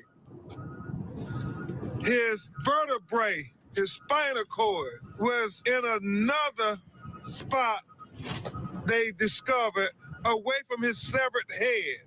They have recently found remains that they believe are also Rasheem Carter. The Mississippi State Medical Examiner's Office was not able to determine a cause of death because some of Carter's remains were in an advanced state of decomposition. Attorney Carlos Moore called it one of the most disturbing cases of his lifetime. I've been a Mississippian for all 46 years of my life, and I've never heard of a crime this horrific in my life. I was not living during the time of Emmett Till. I heard about that and read about it in the history books, but I thought we had progressed in Mississippi. The Smith County Sheriff's Office is leading the investigation, and the Mississippi Bureau of Investigation is assisting, but his family says more needs to be done, so attorneys sent a letter asking the U.S. Department of Justice to get involved. We need the highest levels of law enforcement to administer justice for Rasheem Carter as if he was your child. The Smith County Sheriff says he's waiting for the findings from search warrants to come back. He also says he welcomes the involvement of the Department of Justice. I reached out to MBI as well, but the agency declined to comment on this investigation. Melanie, back to you.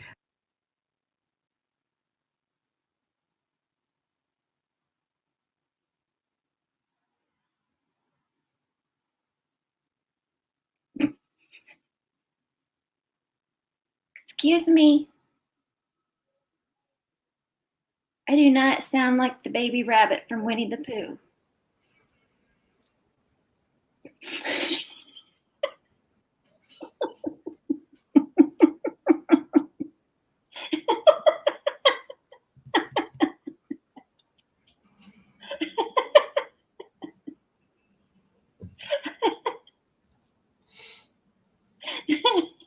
I'm not saying a word. That's right, Kim. Amen to that right there. Once again, we are the voice for the voiceless. This family needs the absolute every bit of support that they can get from any direction they get it from, and we have this in our pocket right along with anybody else that's going to do it. So it is what it is, guys. I'm on top of this one until I can't be, as I said before. But yeah, I told Mama Bear about her voice. My wife has even commented about Mama Bear's voice. So my wife says she has the cutest voice in the world. Cute as a rabbit.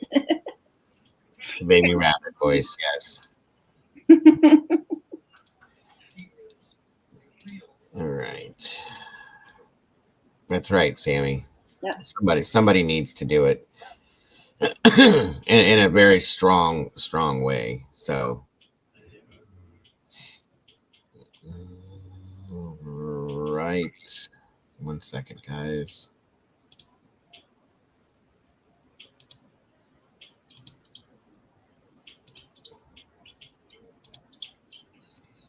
Okay.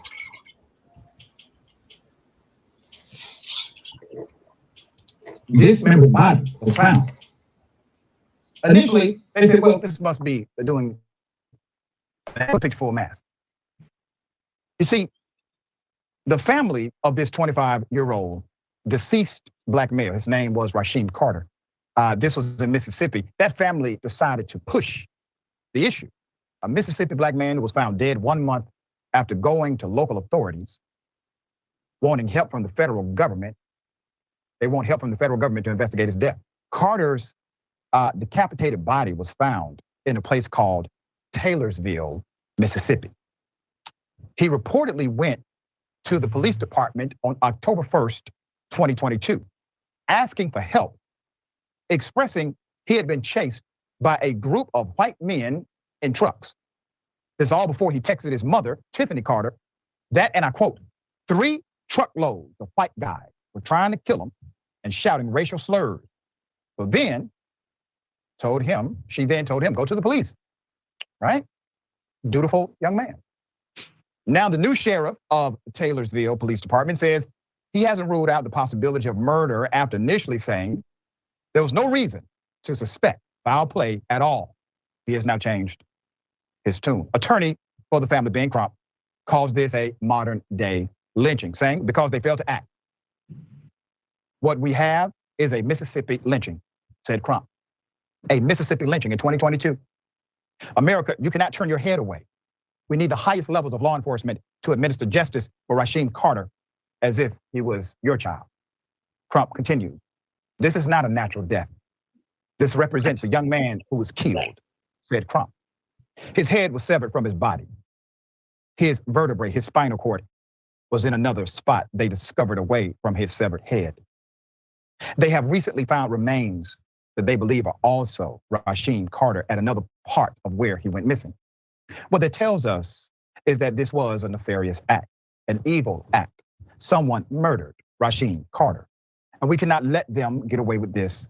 Trump also added that the family was giving Carter's head and spinal column in a box from the state crime lab. And remember, the authorities said no foul play initially. Some of the last text messages, very sad. Here it is. This was sent to his mother. It read, "Me and the owner of this company not seeing eye to eye, mama." One text message read, "If anything happened to me, he's responsible for it. I'm too smart for it, mama. He got these guys wanting to kill me." And that's what he sent to me. Tiffany Carter added that her son's car was not operable, and he had been riding to work with a coworker until they got into an argument on October 2nd, and her son was forced to walk. A family friend named Aisha Green agreed to drive to Taylorsville to pick up Mr. Carter and bring him to his hometown of Fayette, Mississippi. But he was not at the gas station where they were supposed to meet. Tiffany Carter reported him missing a few days later at both the Taylorsville Police Department and the Laurel Police Department. Smith County Sheriff, let's put him up, Joel Houston. Okay? The Mississippi Bureau of Investigation declined to comment on the open investigation and referred inquiries to the Smith County Sheriff's Office. Smith County Sheriff Joel Houston told NBC News that his office was awaiting potential warrants to determine whether any devices pinged near the area where Carter's remains were found at the same time he went missing. Houston also said Carter's co-workers, including the ones whose name he gave his mother, have been ruled out as suspects after the authorities were able to confirm that when Carter was last seen alive, their phones were almost 100 miles away from Taylorsville at another job site. Houston says they confirmed their whereabouts through phone records and GPS. Let's put the sheriff back up again, okay? Now, Sheriff, listen here. Now, obviously, I'm no police, and I don't want to be. But you do realize they could have just left the phones at the house. You do realize that. I'm just saying, potentially. Also, perhaps, somebody else did it, and there was a connection here. My point to you is this, Sheriff.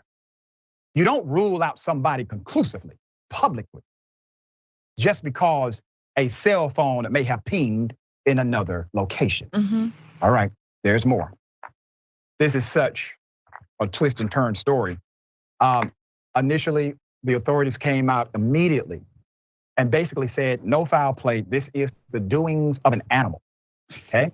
Now, Ben Crump, he has seen more death than the average human being on this planet. You know, all of those families he represents, he has to see the bodies that are dead.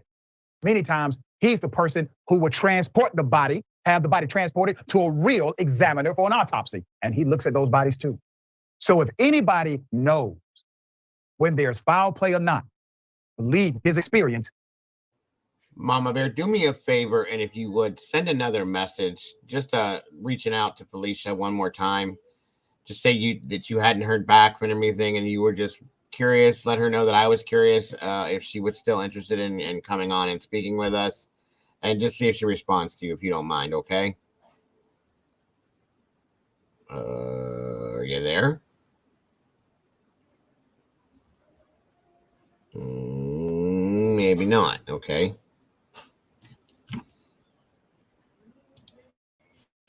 He definitely has expertise. Unfortunate, but it's real. Fran, what are your thoughts here?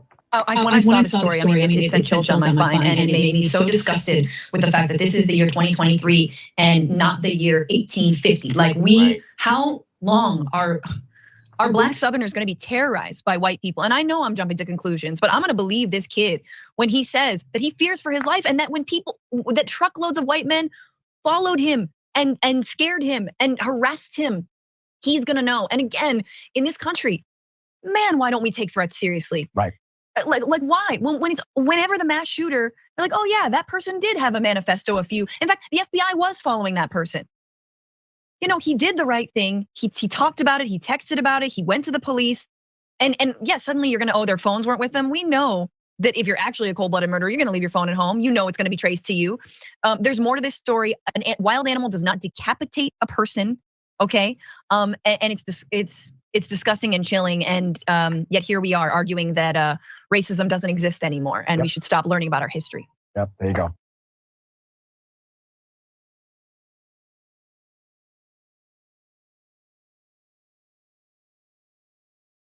Blatant bullshit. My apologies for the language, but no. Nobody.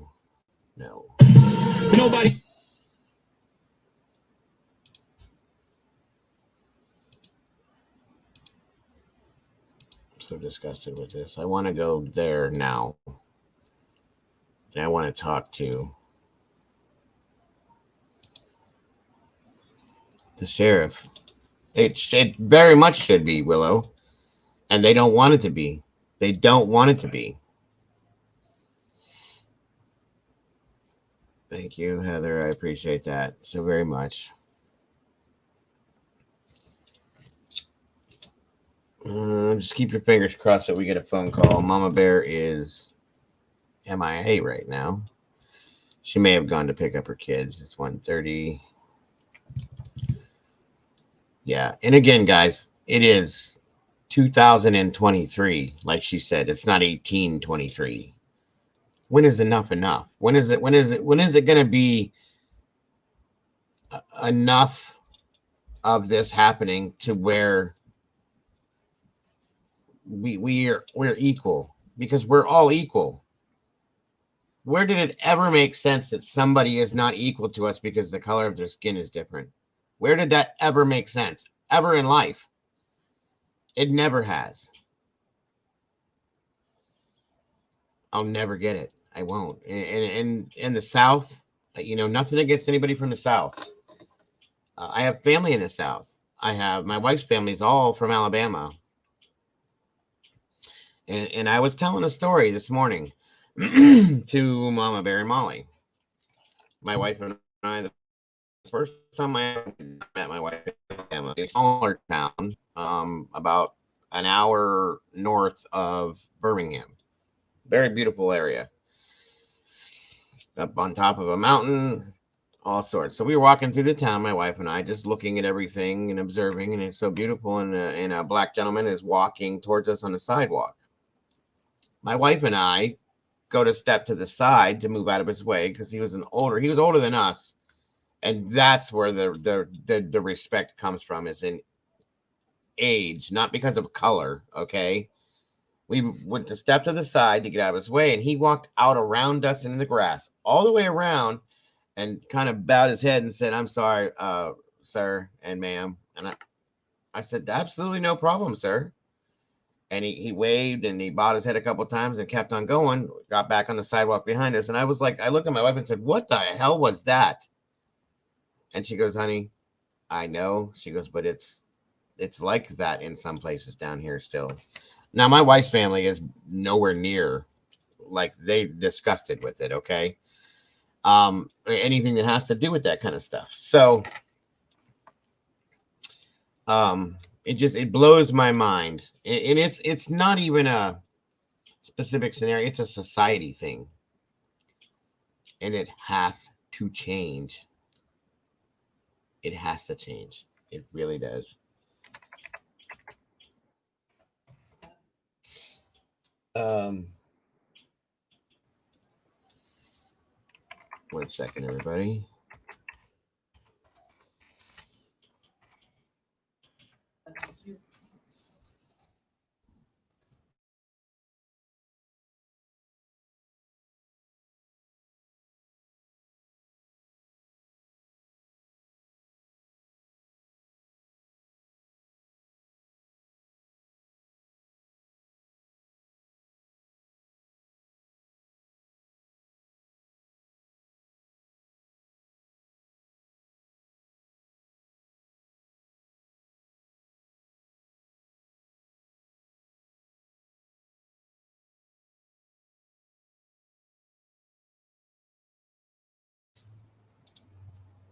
Right, I got one other thing I want to show you guys here real quick. This is from 12 years ago, but things don't change, guys. Things haven't changed at all. This is in Mississippi.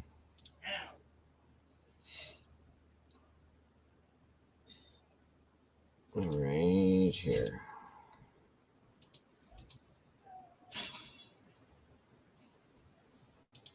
I've spoken here many times. And One moment, 1 second. Never fails when I do this. I always screw it up. Here we go.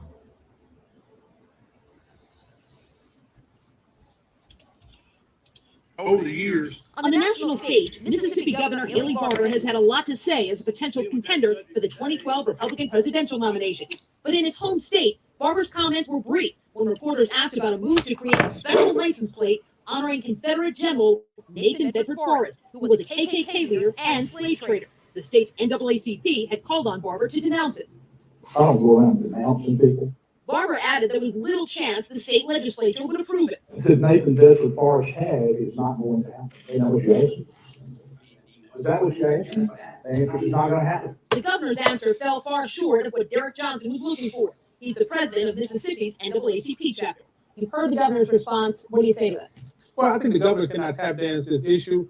If Mississippi is going to grow out of its racial path, we have to address racial issues head on. Anytime organizations such as the Son of Confederate Veterans feel comfortable enough to pursue a state-issue license plate, it tells you something about the atmosphere and the political discourse in the state. The Sons of Confederate Veterans is behind the effort to honor General Nathan Bedford Forrest. Besides being a KKK leader, there is also controversy about an 1864 raid at Fort Pillow, Tennessee, and whether Forrest condoned the killing of hundreds of Black Union Army members.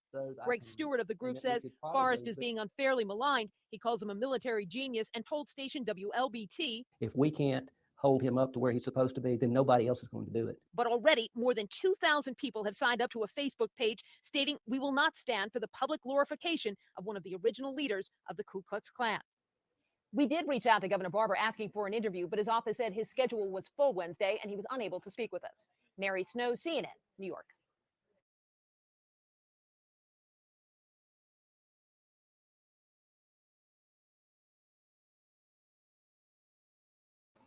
Again, this is 12 years ago. Nothing has changed, in my opinion. And that's proof positive. I mean, this general, granted, he was great. He was a general. His name was the leader of this KKK. I mean, come on. What are we looking at? You know what I'm saying? I mean, this is ongoing, guys. It's ongoing. Excuse me. And it's disgusting. It is absolutely disgusting.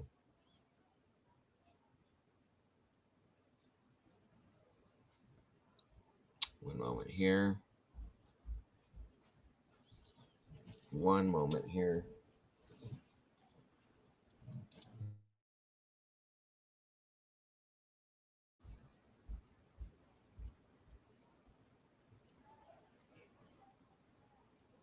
Okay. Let's see here.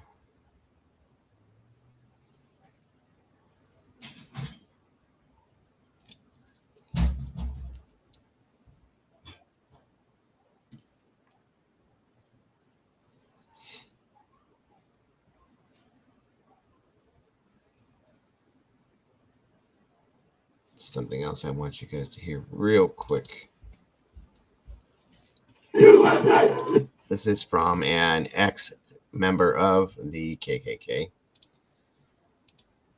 And it's not necessarily involving Mississippi itself, but it is in regards to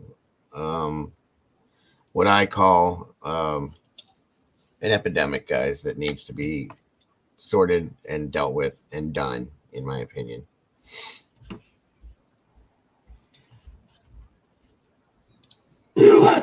The congressional investigation.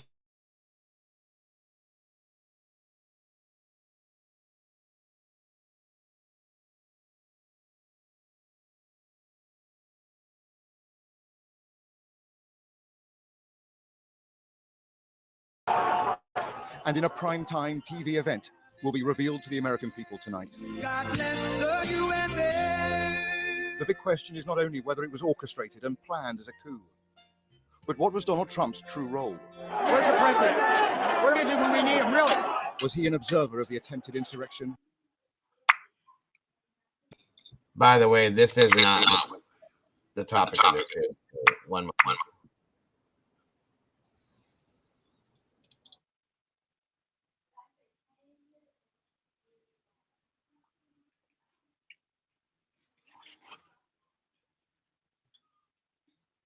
I fear for my children. I feel for the children of America who are going to inherit our hate if we don't do something about it. To understand extremism from within, I came to Georgia to meet a man who knows all about far-right radicalism. Chris Buckley was a white supremacist, a member of the Ku Klux Klan, consumed by loathing. It came, he told me, from childhood trauma. You know, I had the racist upbringing by my father. I had He hated African Americans. He hated everybody, man. And looking back on it now, it's like, man, he hated himself. The more I got involved, the stronger the addiction to that hate and that extremism became. Well, it became like being a member of a tribe. It did. Do you take the way to Christ? Yes. His tribe was the KKK and that world of far-right extremism. Forward, march. A world that celebrates white supremacy and has been a driving force for acts of violence for a century. Chris became radicalized after leaving the army, but eventually turned his back on hatred and now helps to de-radicalize others on the far right. But he has a stark warning for those January the 6th hearings. Don't play politics with that day and do not demonize all of Trump's supporters. You fear that at the end of this, the far right is going to feel so ostracized. Not the far right. Like, I'm not worried about the far right, right? The far right are bad actors in this country, right? What I'm worried about is the everyday conservative, right? It's not illegal to be a conservative. But when we demonize an entire political party, it's the recipe for a very bad situation. We're standing in a Civil War battlefield. If you don't learn from history, you're doomed to repeat it. Do you see the recipe, the ingredients for a civil war? I think that we're in a very dangerous time. And he believes the political turmoil may only be just beginning. I fear that the next January 6th, there might be rifles involved. There might be an actual attack where there's lives lost. I mean, like, we've got to diagnose this problem and figure out what the solution is. There's two different Americas, and they're, in a sense, they're at war with each other. And you could call it the war of red and blue, Republican and Democrat, you know, liberals, conservatives. It's real. As a former member of the KKK, as a former extremist, somebody who embraced hate, are you worried about the future and the fate of this country? Absolutely, absolutely. It's the country I love. It's my home. It's a country that I would die for, and to see the shape that it's in and the trajectory that it's on, like, I don't see how anybody could stand here and be like, I don't think it's that bad. I don't think it's in a bad shape. It's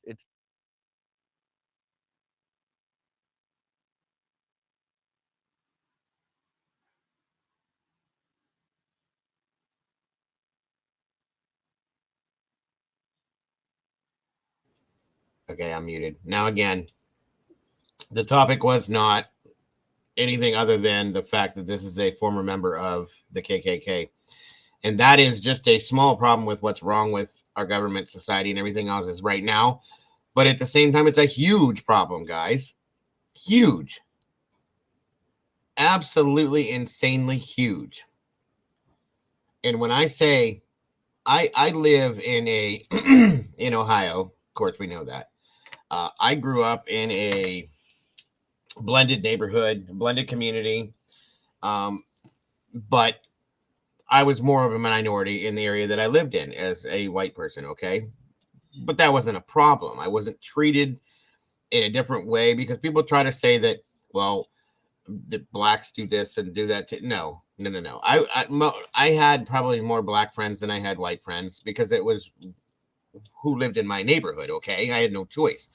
And I was raised around this and raised around that. I was not raised by racial parents. I was not raised by racial Now, my grandmother was from Deep in Hills in Virginia. And when she came here, she had issues adjusting because of what she was raised with, but she did, okay? And when I was a child, people were people, are people, are people, period. And that's what it is. That's how my children have been raised. That's how my wife was raised.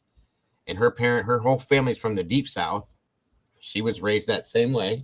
My children have been raised that same way. My grandchildren are being raised that same way.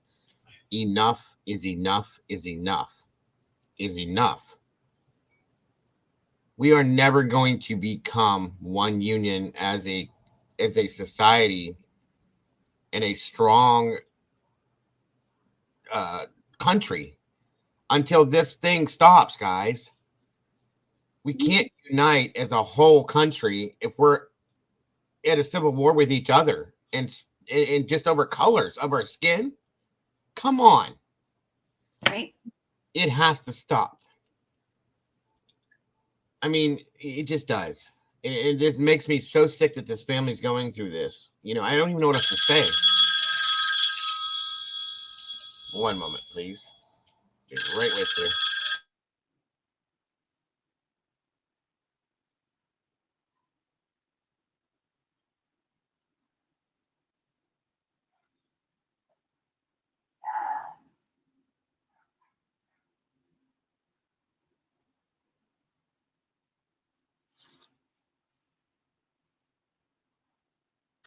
Okay, I don't know what that was all about, but anyway.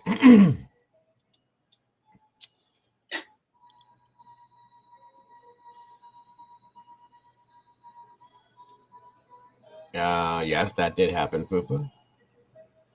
Again, we're not going into any kind of political situations or that, because I'm not doing that. I'm just trying to prove and show the things that go on, because like I said, the area that I came from was very blended, but this still happens here. I see it, I hear it, I watch it. I watch the stereotyping. It makes me sick. I watch people look at me a certain way because of a song I have playing on my radio going down the road. And it is. I live in the township of a smaller town outside of a larger town. Okay. I've heard things in this small town that I walk through that I love because it's a beautiful little town. It's very community oriented. But you also see people change when you see other people show up in that town. And I don't like that. I'm ashamed of it. And I will boldly and brightly speak out on that to the people that I see doing it. No holds barred. Just like random, your hand itched and you got super chat. Oh yeah, see, that's absolutely right. Thank you, Nikki. And thank you again for the super chat, Nikki. I appreciate that. So guys, and I feel that, you know, whoever we are in this live stream, the 16 people it's saying that are in here, I know that's only 16 people, but if each one of us interacts with 5 other people in our life in a week's period of time, and we are projecting the positivity towards the change that that needs to happen to make this stop, it makes a difference, folks. It really does. So from what I've seen in here, everybody is on the same page, and I appreciate that, and I love you all for that, and I appreciate you all for being that way. I really do. But we are the ones that have to make the change, and we have to show our children and our grandchildren how to make that change. Otherwise, it's not going to go anywhere, guys. It's not going to happen, and it's going to get worse and worse, and we are going to implode from the inside as a country, as a community, as a people, and it has to stop here. Period. So, does anybody have any comments, thoughts, theories, interjections, or anything in regards to this? Please, if you do, I want to hear it. We want to hear it. So very much do we want to hear it. Hold on a minute, guys. I'm putting our number up. I'd love to hear from you guys if you want to call in. Wait a minute. There we go. The number here again is 234-703-4047.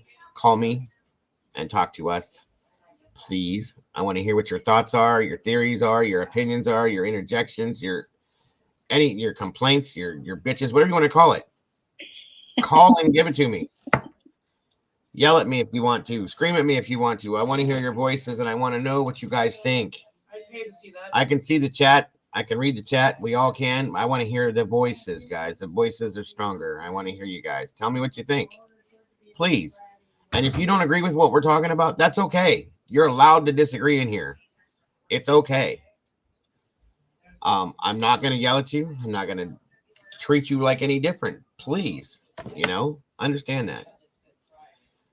I agree, Pookie. It's a point, and that's still something that we can change, because as the generations move on and get stronger and older, it goes further and farther away. Okay, and we have to continuously make that change happen as we go on, Pookie. We really do.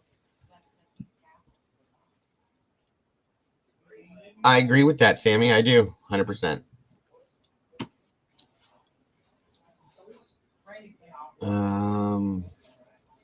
Making sure I got the chat caught up. I want to hear about your sushi. I can't eat it.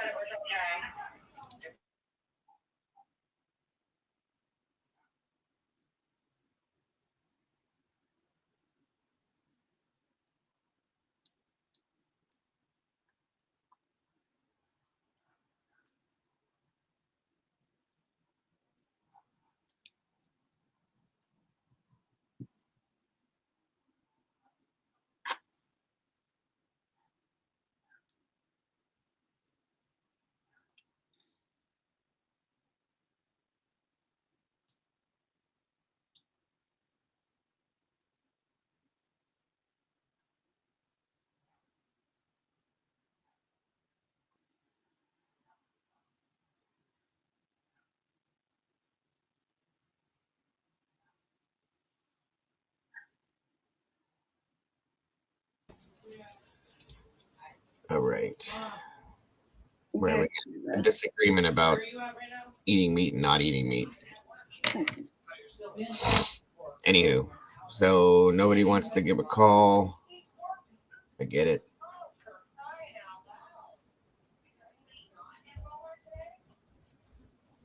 People are still. You're right, Fupa. I see it. It makes me sick.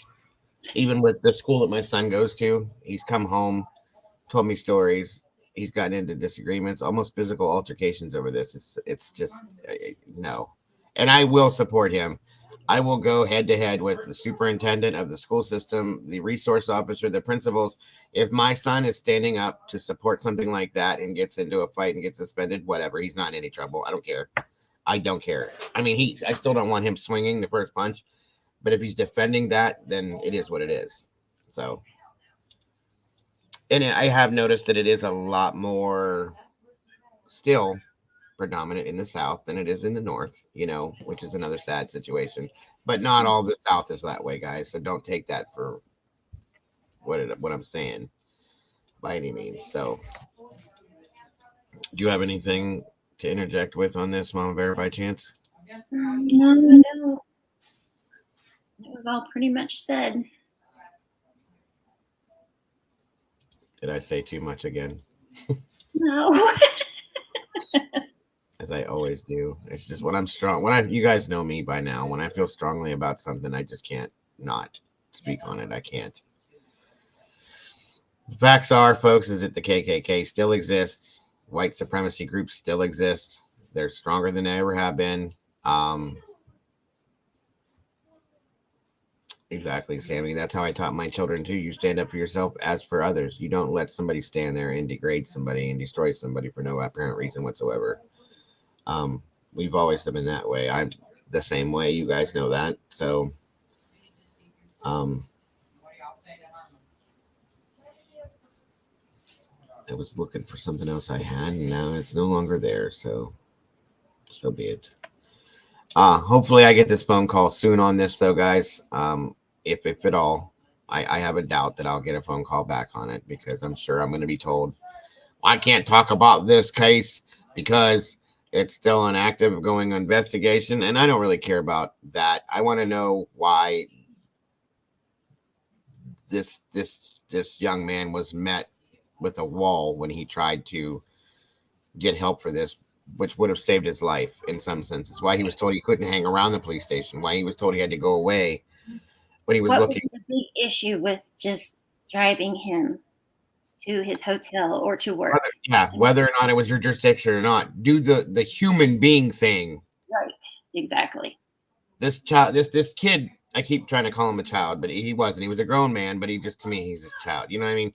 This young man was scared for his life and went to the police department, who are supposed to protect and serve, looking for you to protect him. And all you had to do was drive him to his hotel. He was offering gas money. He would have done anything he could have done to save himself from having to deal with this, and you couldn't do that one thing. You weren't busy. You were at the police station sitting there doing nothing. Why not call him a cab? Why not call him somebody that could have transported him?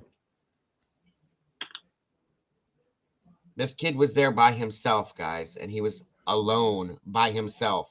The entire town, in my opinion, it was him against that town because they all cover for each other. They all stick up for each other. Yep.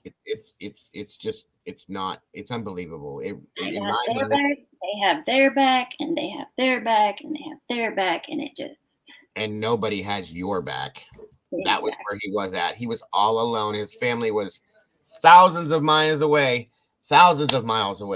and the store that he went into for help, the cashier said he's in here. Yeah, I was like, what? Again, he has his back and has his back and has his back. Nobody had Rasheem's back, and he was completely alone. And I'm so sad for that right now. Yep. I am so unbelievably sad for that because once again, this is 110 million times senseless. That did not need to happen. All it takes is one person with a soul to say, you know what, go hide in the back room until somebody gets here and you'll be okay. No, that's not what we do. His cousin was on his way it was his cousin that was on her way to meet him at this gas station, and they scared him off and chased him out, and that was the end of it. Where's the humanity is what I'm saying, okay? Not even just being people, but where's the humanity for each other? Thank you, Heather, once again. And I'll be honest with you, I believe in karma, and I believe that karma is a cold-hearted bitch when she wants to be. And I pray that these people meet karma face to face and it completely destroys them. I really do. What goes around comes around. And I hope it comes back at them tenfold. Mm-hmm. To an extent, yes, Poopa, I agree. I'm not going to get into presidential debates or anything like that, but to an extent, I can agree a little bit. But I also agree that the last president did that too, to an extent. So we're not going to go into that. I agree, Jody. They do. 100%. 100%. So I thank you guys all for joining me today on this very, very touchy subject, but very, very, very much needs to be put out. This case specifically. Did you hear what I said? Because we weren't in there. I said I didn't know if you had left or whatnot. I didn't hear you say anything, so it's probably my fault. But I thought maybe you might, if you want to, be interested in reaching out to Felicia one more time and just saying, hey, this is such and such. I haven't heard from anybody. We did a broadcast on this and just wanted to know what your thoughts were and see what she says maybe. Yeah, absolutely. Not a problem. She's really nice. I'm sure she is. I appreciate that so very much. Again, guys, enough is enough. It really is. Enough is enough. And we need justice for Rasheem. And honestly, so many more. Many others that have gone through this and go through this same thing every day. Yeah. So it needs to change, guys. It really needs to change. I guess that's probably going to be it for this. Did we have anything that we were adding to this today? Or anything we needed to add to this at all? I don't believe so. Let's see. We've been live. How long now? 2 hours and 40 minutes, almost 3 hours. About right. So we're probably. Oh, well, let's see. Red's got something saying going here. What we got? What'd you say there, my friend? Okay, so assuming Rasheem had a mental health breakdown, paranoid, passed in the woods, animals got him, it would still say a lot about the state we're in. 100%. If that was worst case scenario, if that's what happened, I see what you're saying. Oh, he asked for help. He reached out for help multiple times and was turned away each time. Each time. Yep. You imagine, I mean, seriously, can you imagine being, I'm sorry, what did you say, Jody? Oh, don't worry about that. Come on. Anyway, can you imagine being in a town, a city, by yourself? Probably the only black male, black person, period, in that whole area. If not, there's very few. And feeling completely alone like that, like he must have felt. Can you imagine that?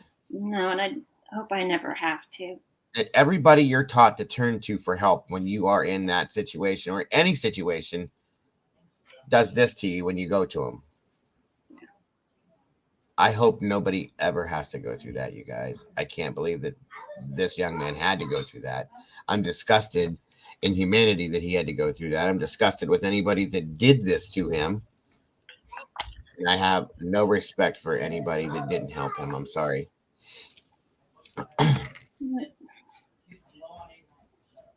And that's even another thing. Red's got a good point.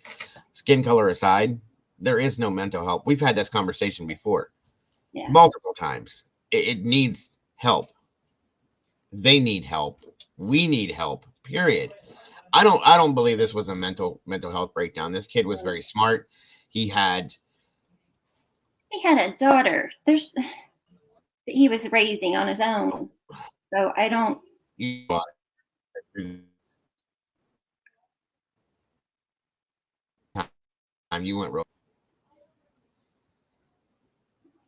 Can you hear me? Oh, I hear you now. You were doing a robotic thing there for a minute. So are you. That's what I was saying. Can you repeat that? You went completely robotic. I don't remember what I said. That he had I think you're talking about his daughter. Oh, he had a daughter that he was raising, on his own. I don't feel that it was mental health. She was his whole world. That he was a hard worker. He was working this job. He had his own business at one point in time. He was educated. He was healthy. He was happy.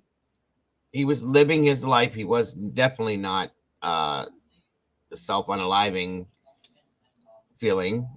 He was a healthy, happy, successful part of society, guys. And that was taken from him. And in a sense, I think a lot of that comes back to being jealous. And some of these people that have these beliefs that they have and that stupid, thick skull, zero brain head that they have, to see a black young male successful and they're not, get over it. Go fix it. It's your fault. Just because he's got black skin doesn't make him less than you. Doesn't mean that you're not. I'm sorry, but he was better than you. He is better than you. All of them. He's better than all of you. And I'm talking to the people in that town, in that area that didn't help him. And I'm going to be honest with you. I listened to the boss's sob story and I don't believe it. I'm sorry. I don't. I don't want anything to happen to his family, his children, his wife, because I agree. Sorry. What did he say to the rest of the coworkers to make them want to go after him?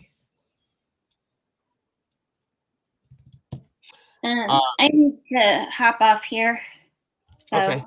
No problem. I will see you guys. Thank you so much again, Mama Bear. I'll see you guys Monday. You're welcome. It was great.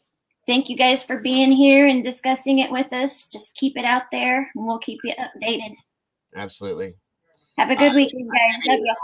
I might be live tomorrow. That doesn't mean you have to be because it's the weekend and it's kid time, but I may be. But either way, I will talk to you sometime later on, okay?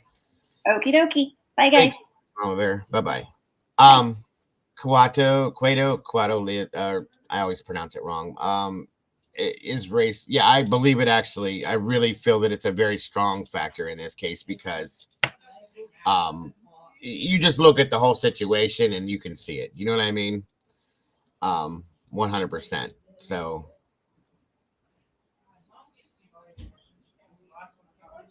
what do I got? I'm looking. Which means regardless of having kids. No, I get that, Red. I understand what you're saying. I just don't feel that that has anything to do with this case at all. None. It's very much so. Very much so. Very, very unfortunate that in 2023 we're still dealing with things like this. When you're in a town 1,500 miles away from where you live, where you grew up, what you know, and you are alone, 100% alone, and you're being chased by carloads of white guys screaming at you that you're going to die or whatever they're screaming, what do you think? You know? It's insane. So, right, exactly, Red. But I don't feel that it is. That's my opinion. And I respect yours as well. So, all right, guys. So nobody's calling in today, and that's quite all right, guys. I appreciate it. Just the fact that you guys were here, you guys listened to me.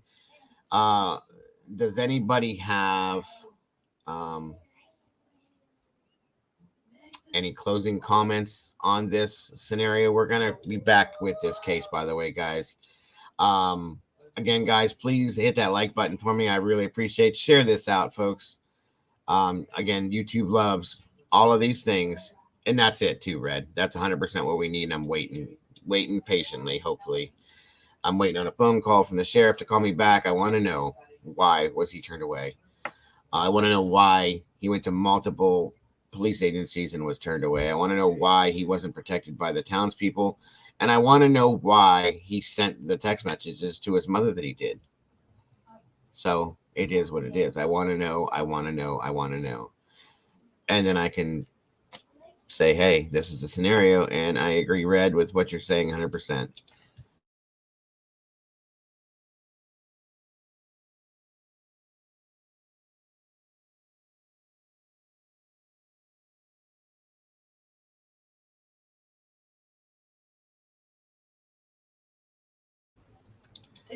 So, the downfalls of freedom. Good point. Very good point, Red. This is, again, I appreciate having Red in here because of that right there. So again, guys, if anybody has any last thoughts on this, feel free to put them in the chat. Again, guys, I love you guys immensely. I appreciate everybody's input and feelings on this. I appreciate the support for the channel you guys give me on a regular basis, but along with this as well.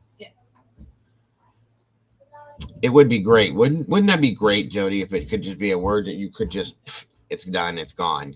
Any of those negative words, I truly believe should be just nixed, period. Guys, possibly look for me tomorrow. That's not a promise. I do have my grandkids a lot, but it is, that's a whole other story, Sammy. I've hit on that multiple times in here. The way that veterans are treated makes me absolutely disgusted with our government. But that's a whole other story. One second, folks, once again.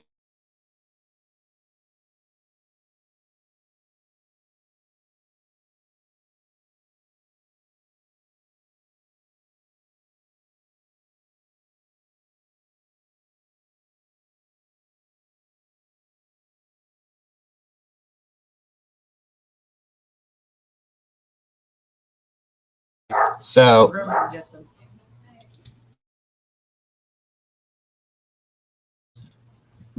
yep, I can go on every day about my family screwed. I get it, Red. I do. I get it.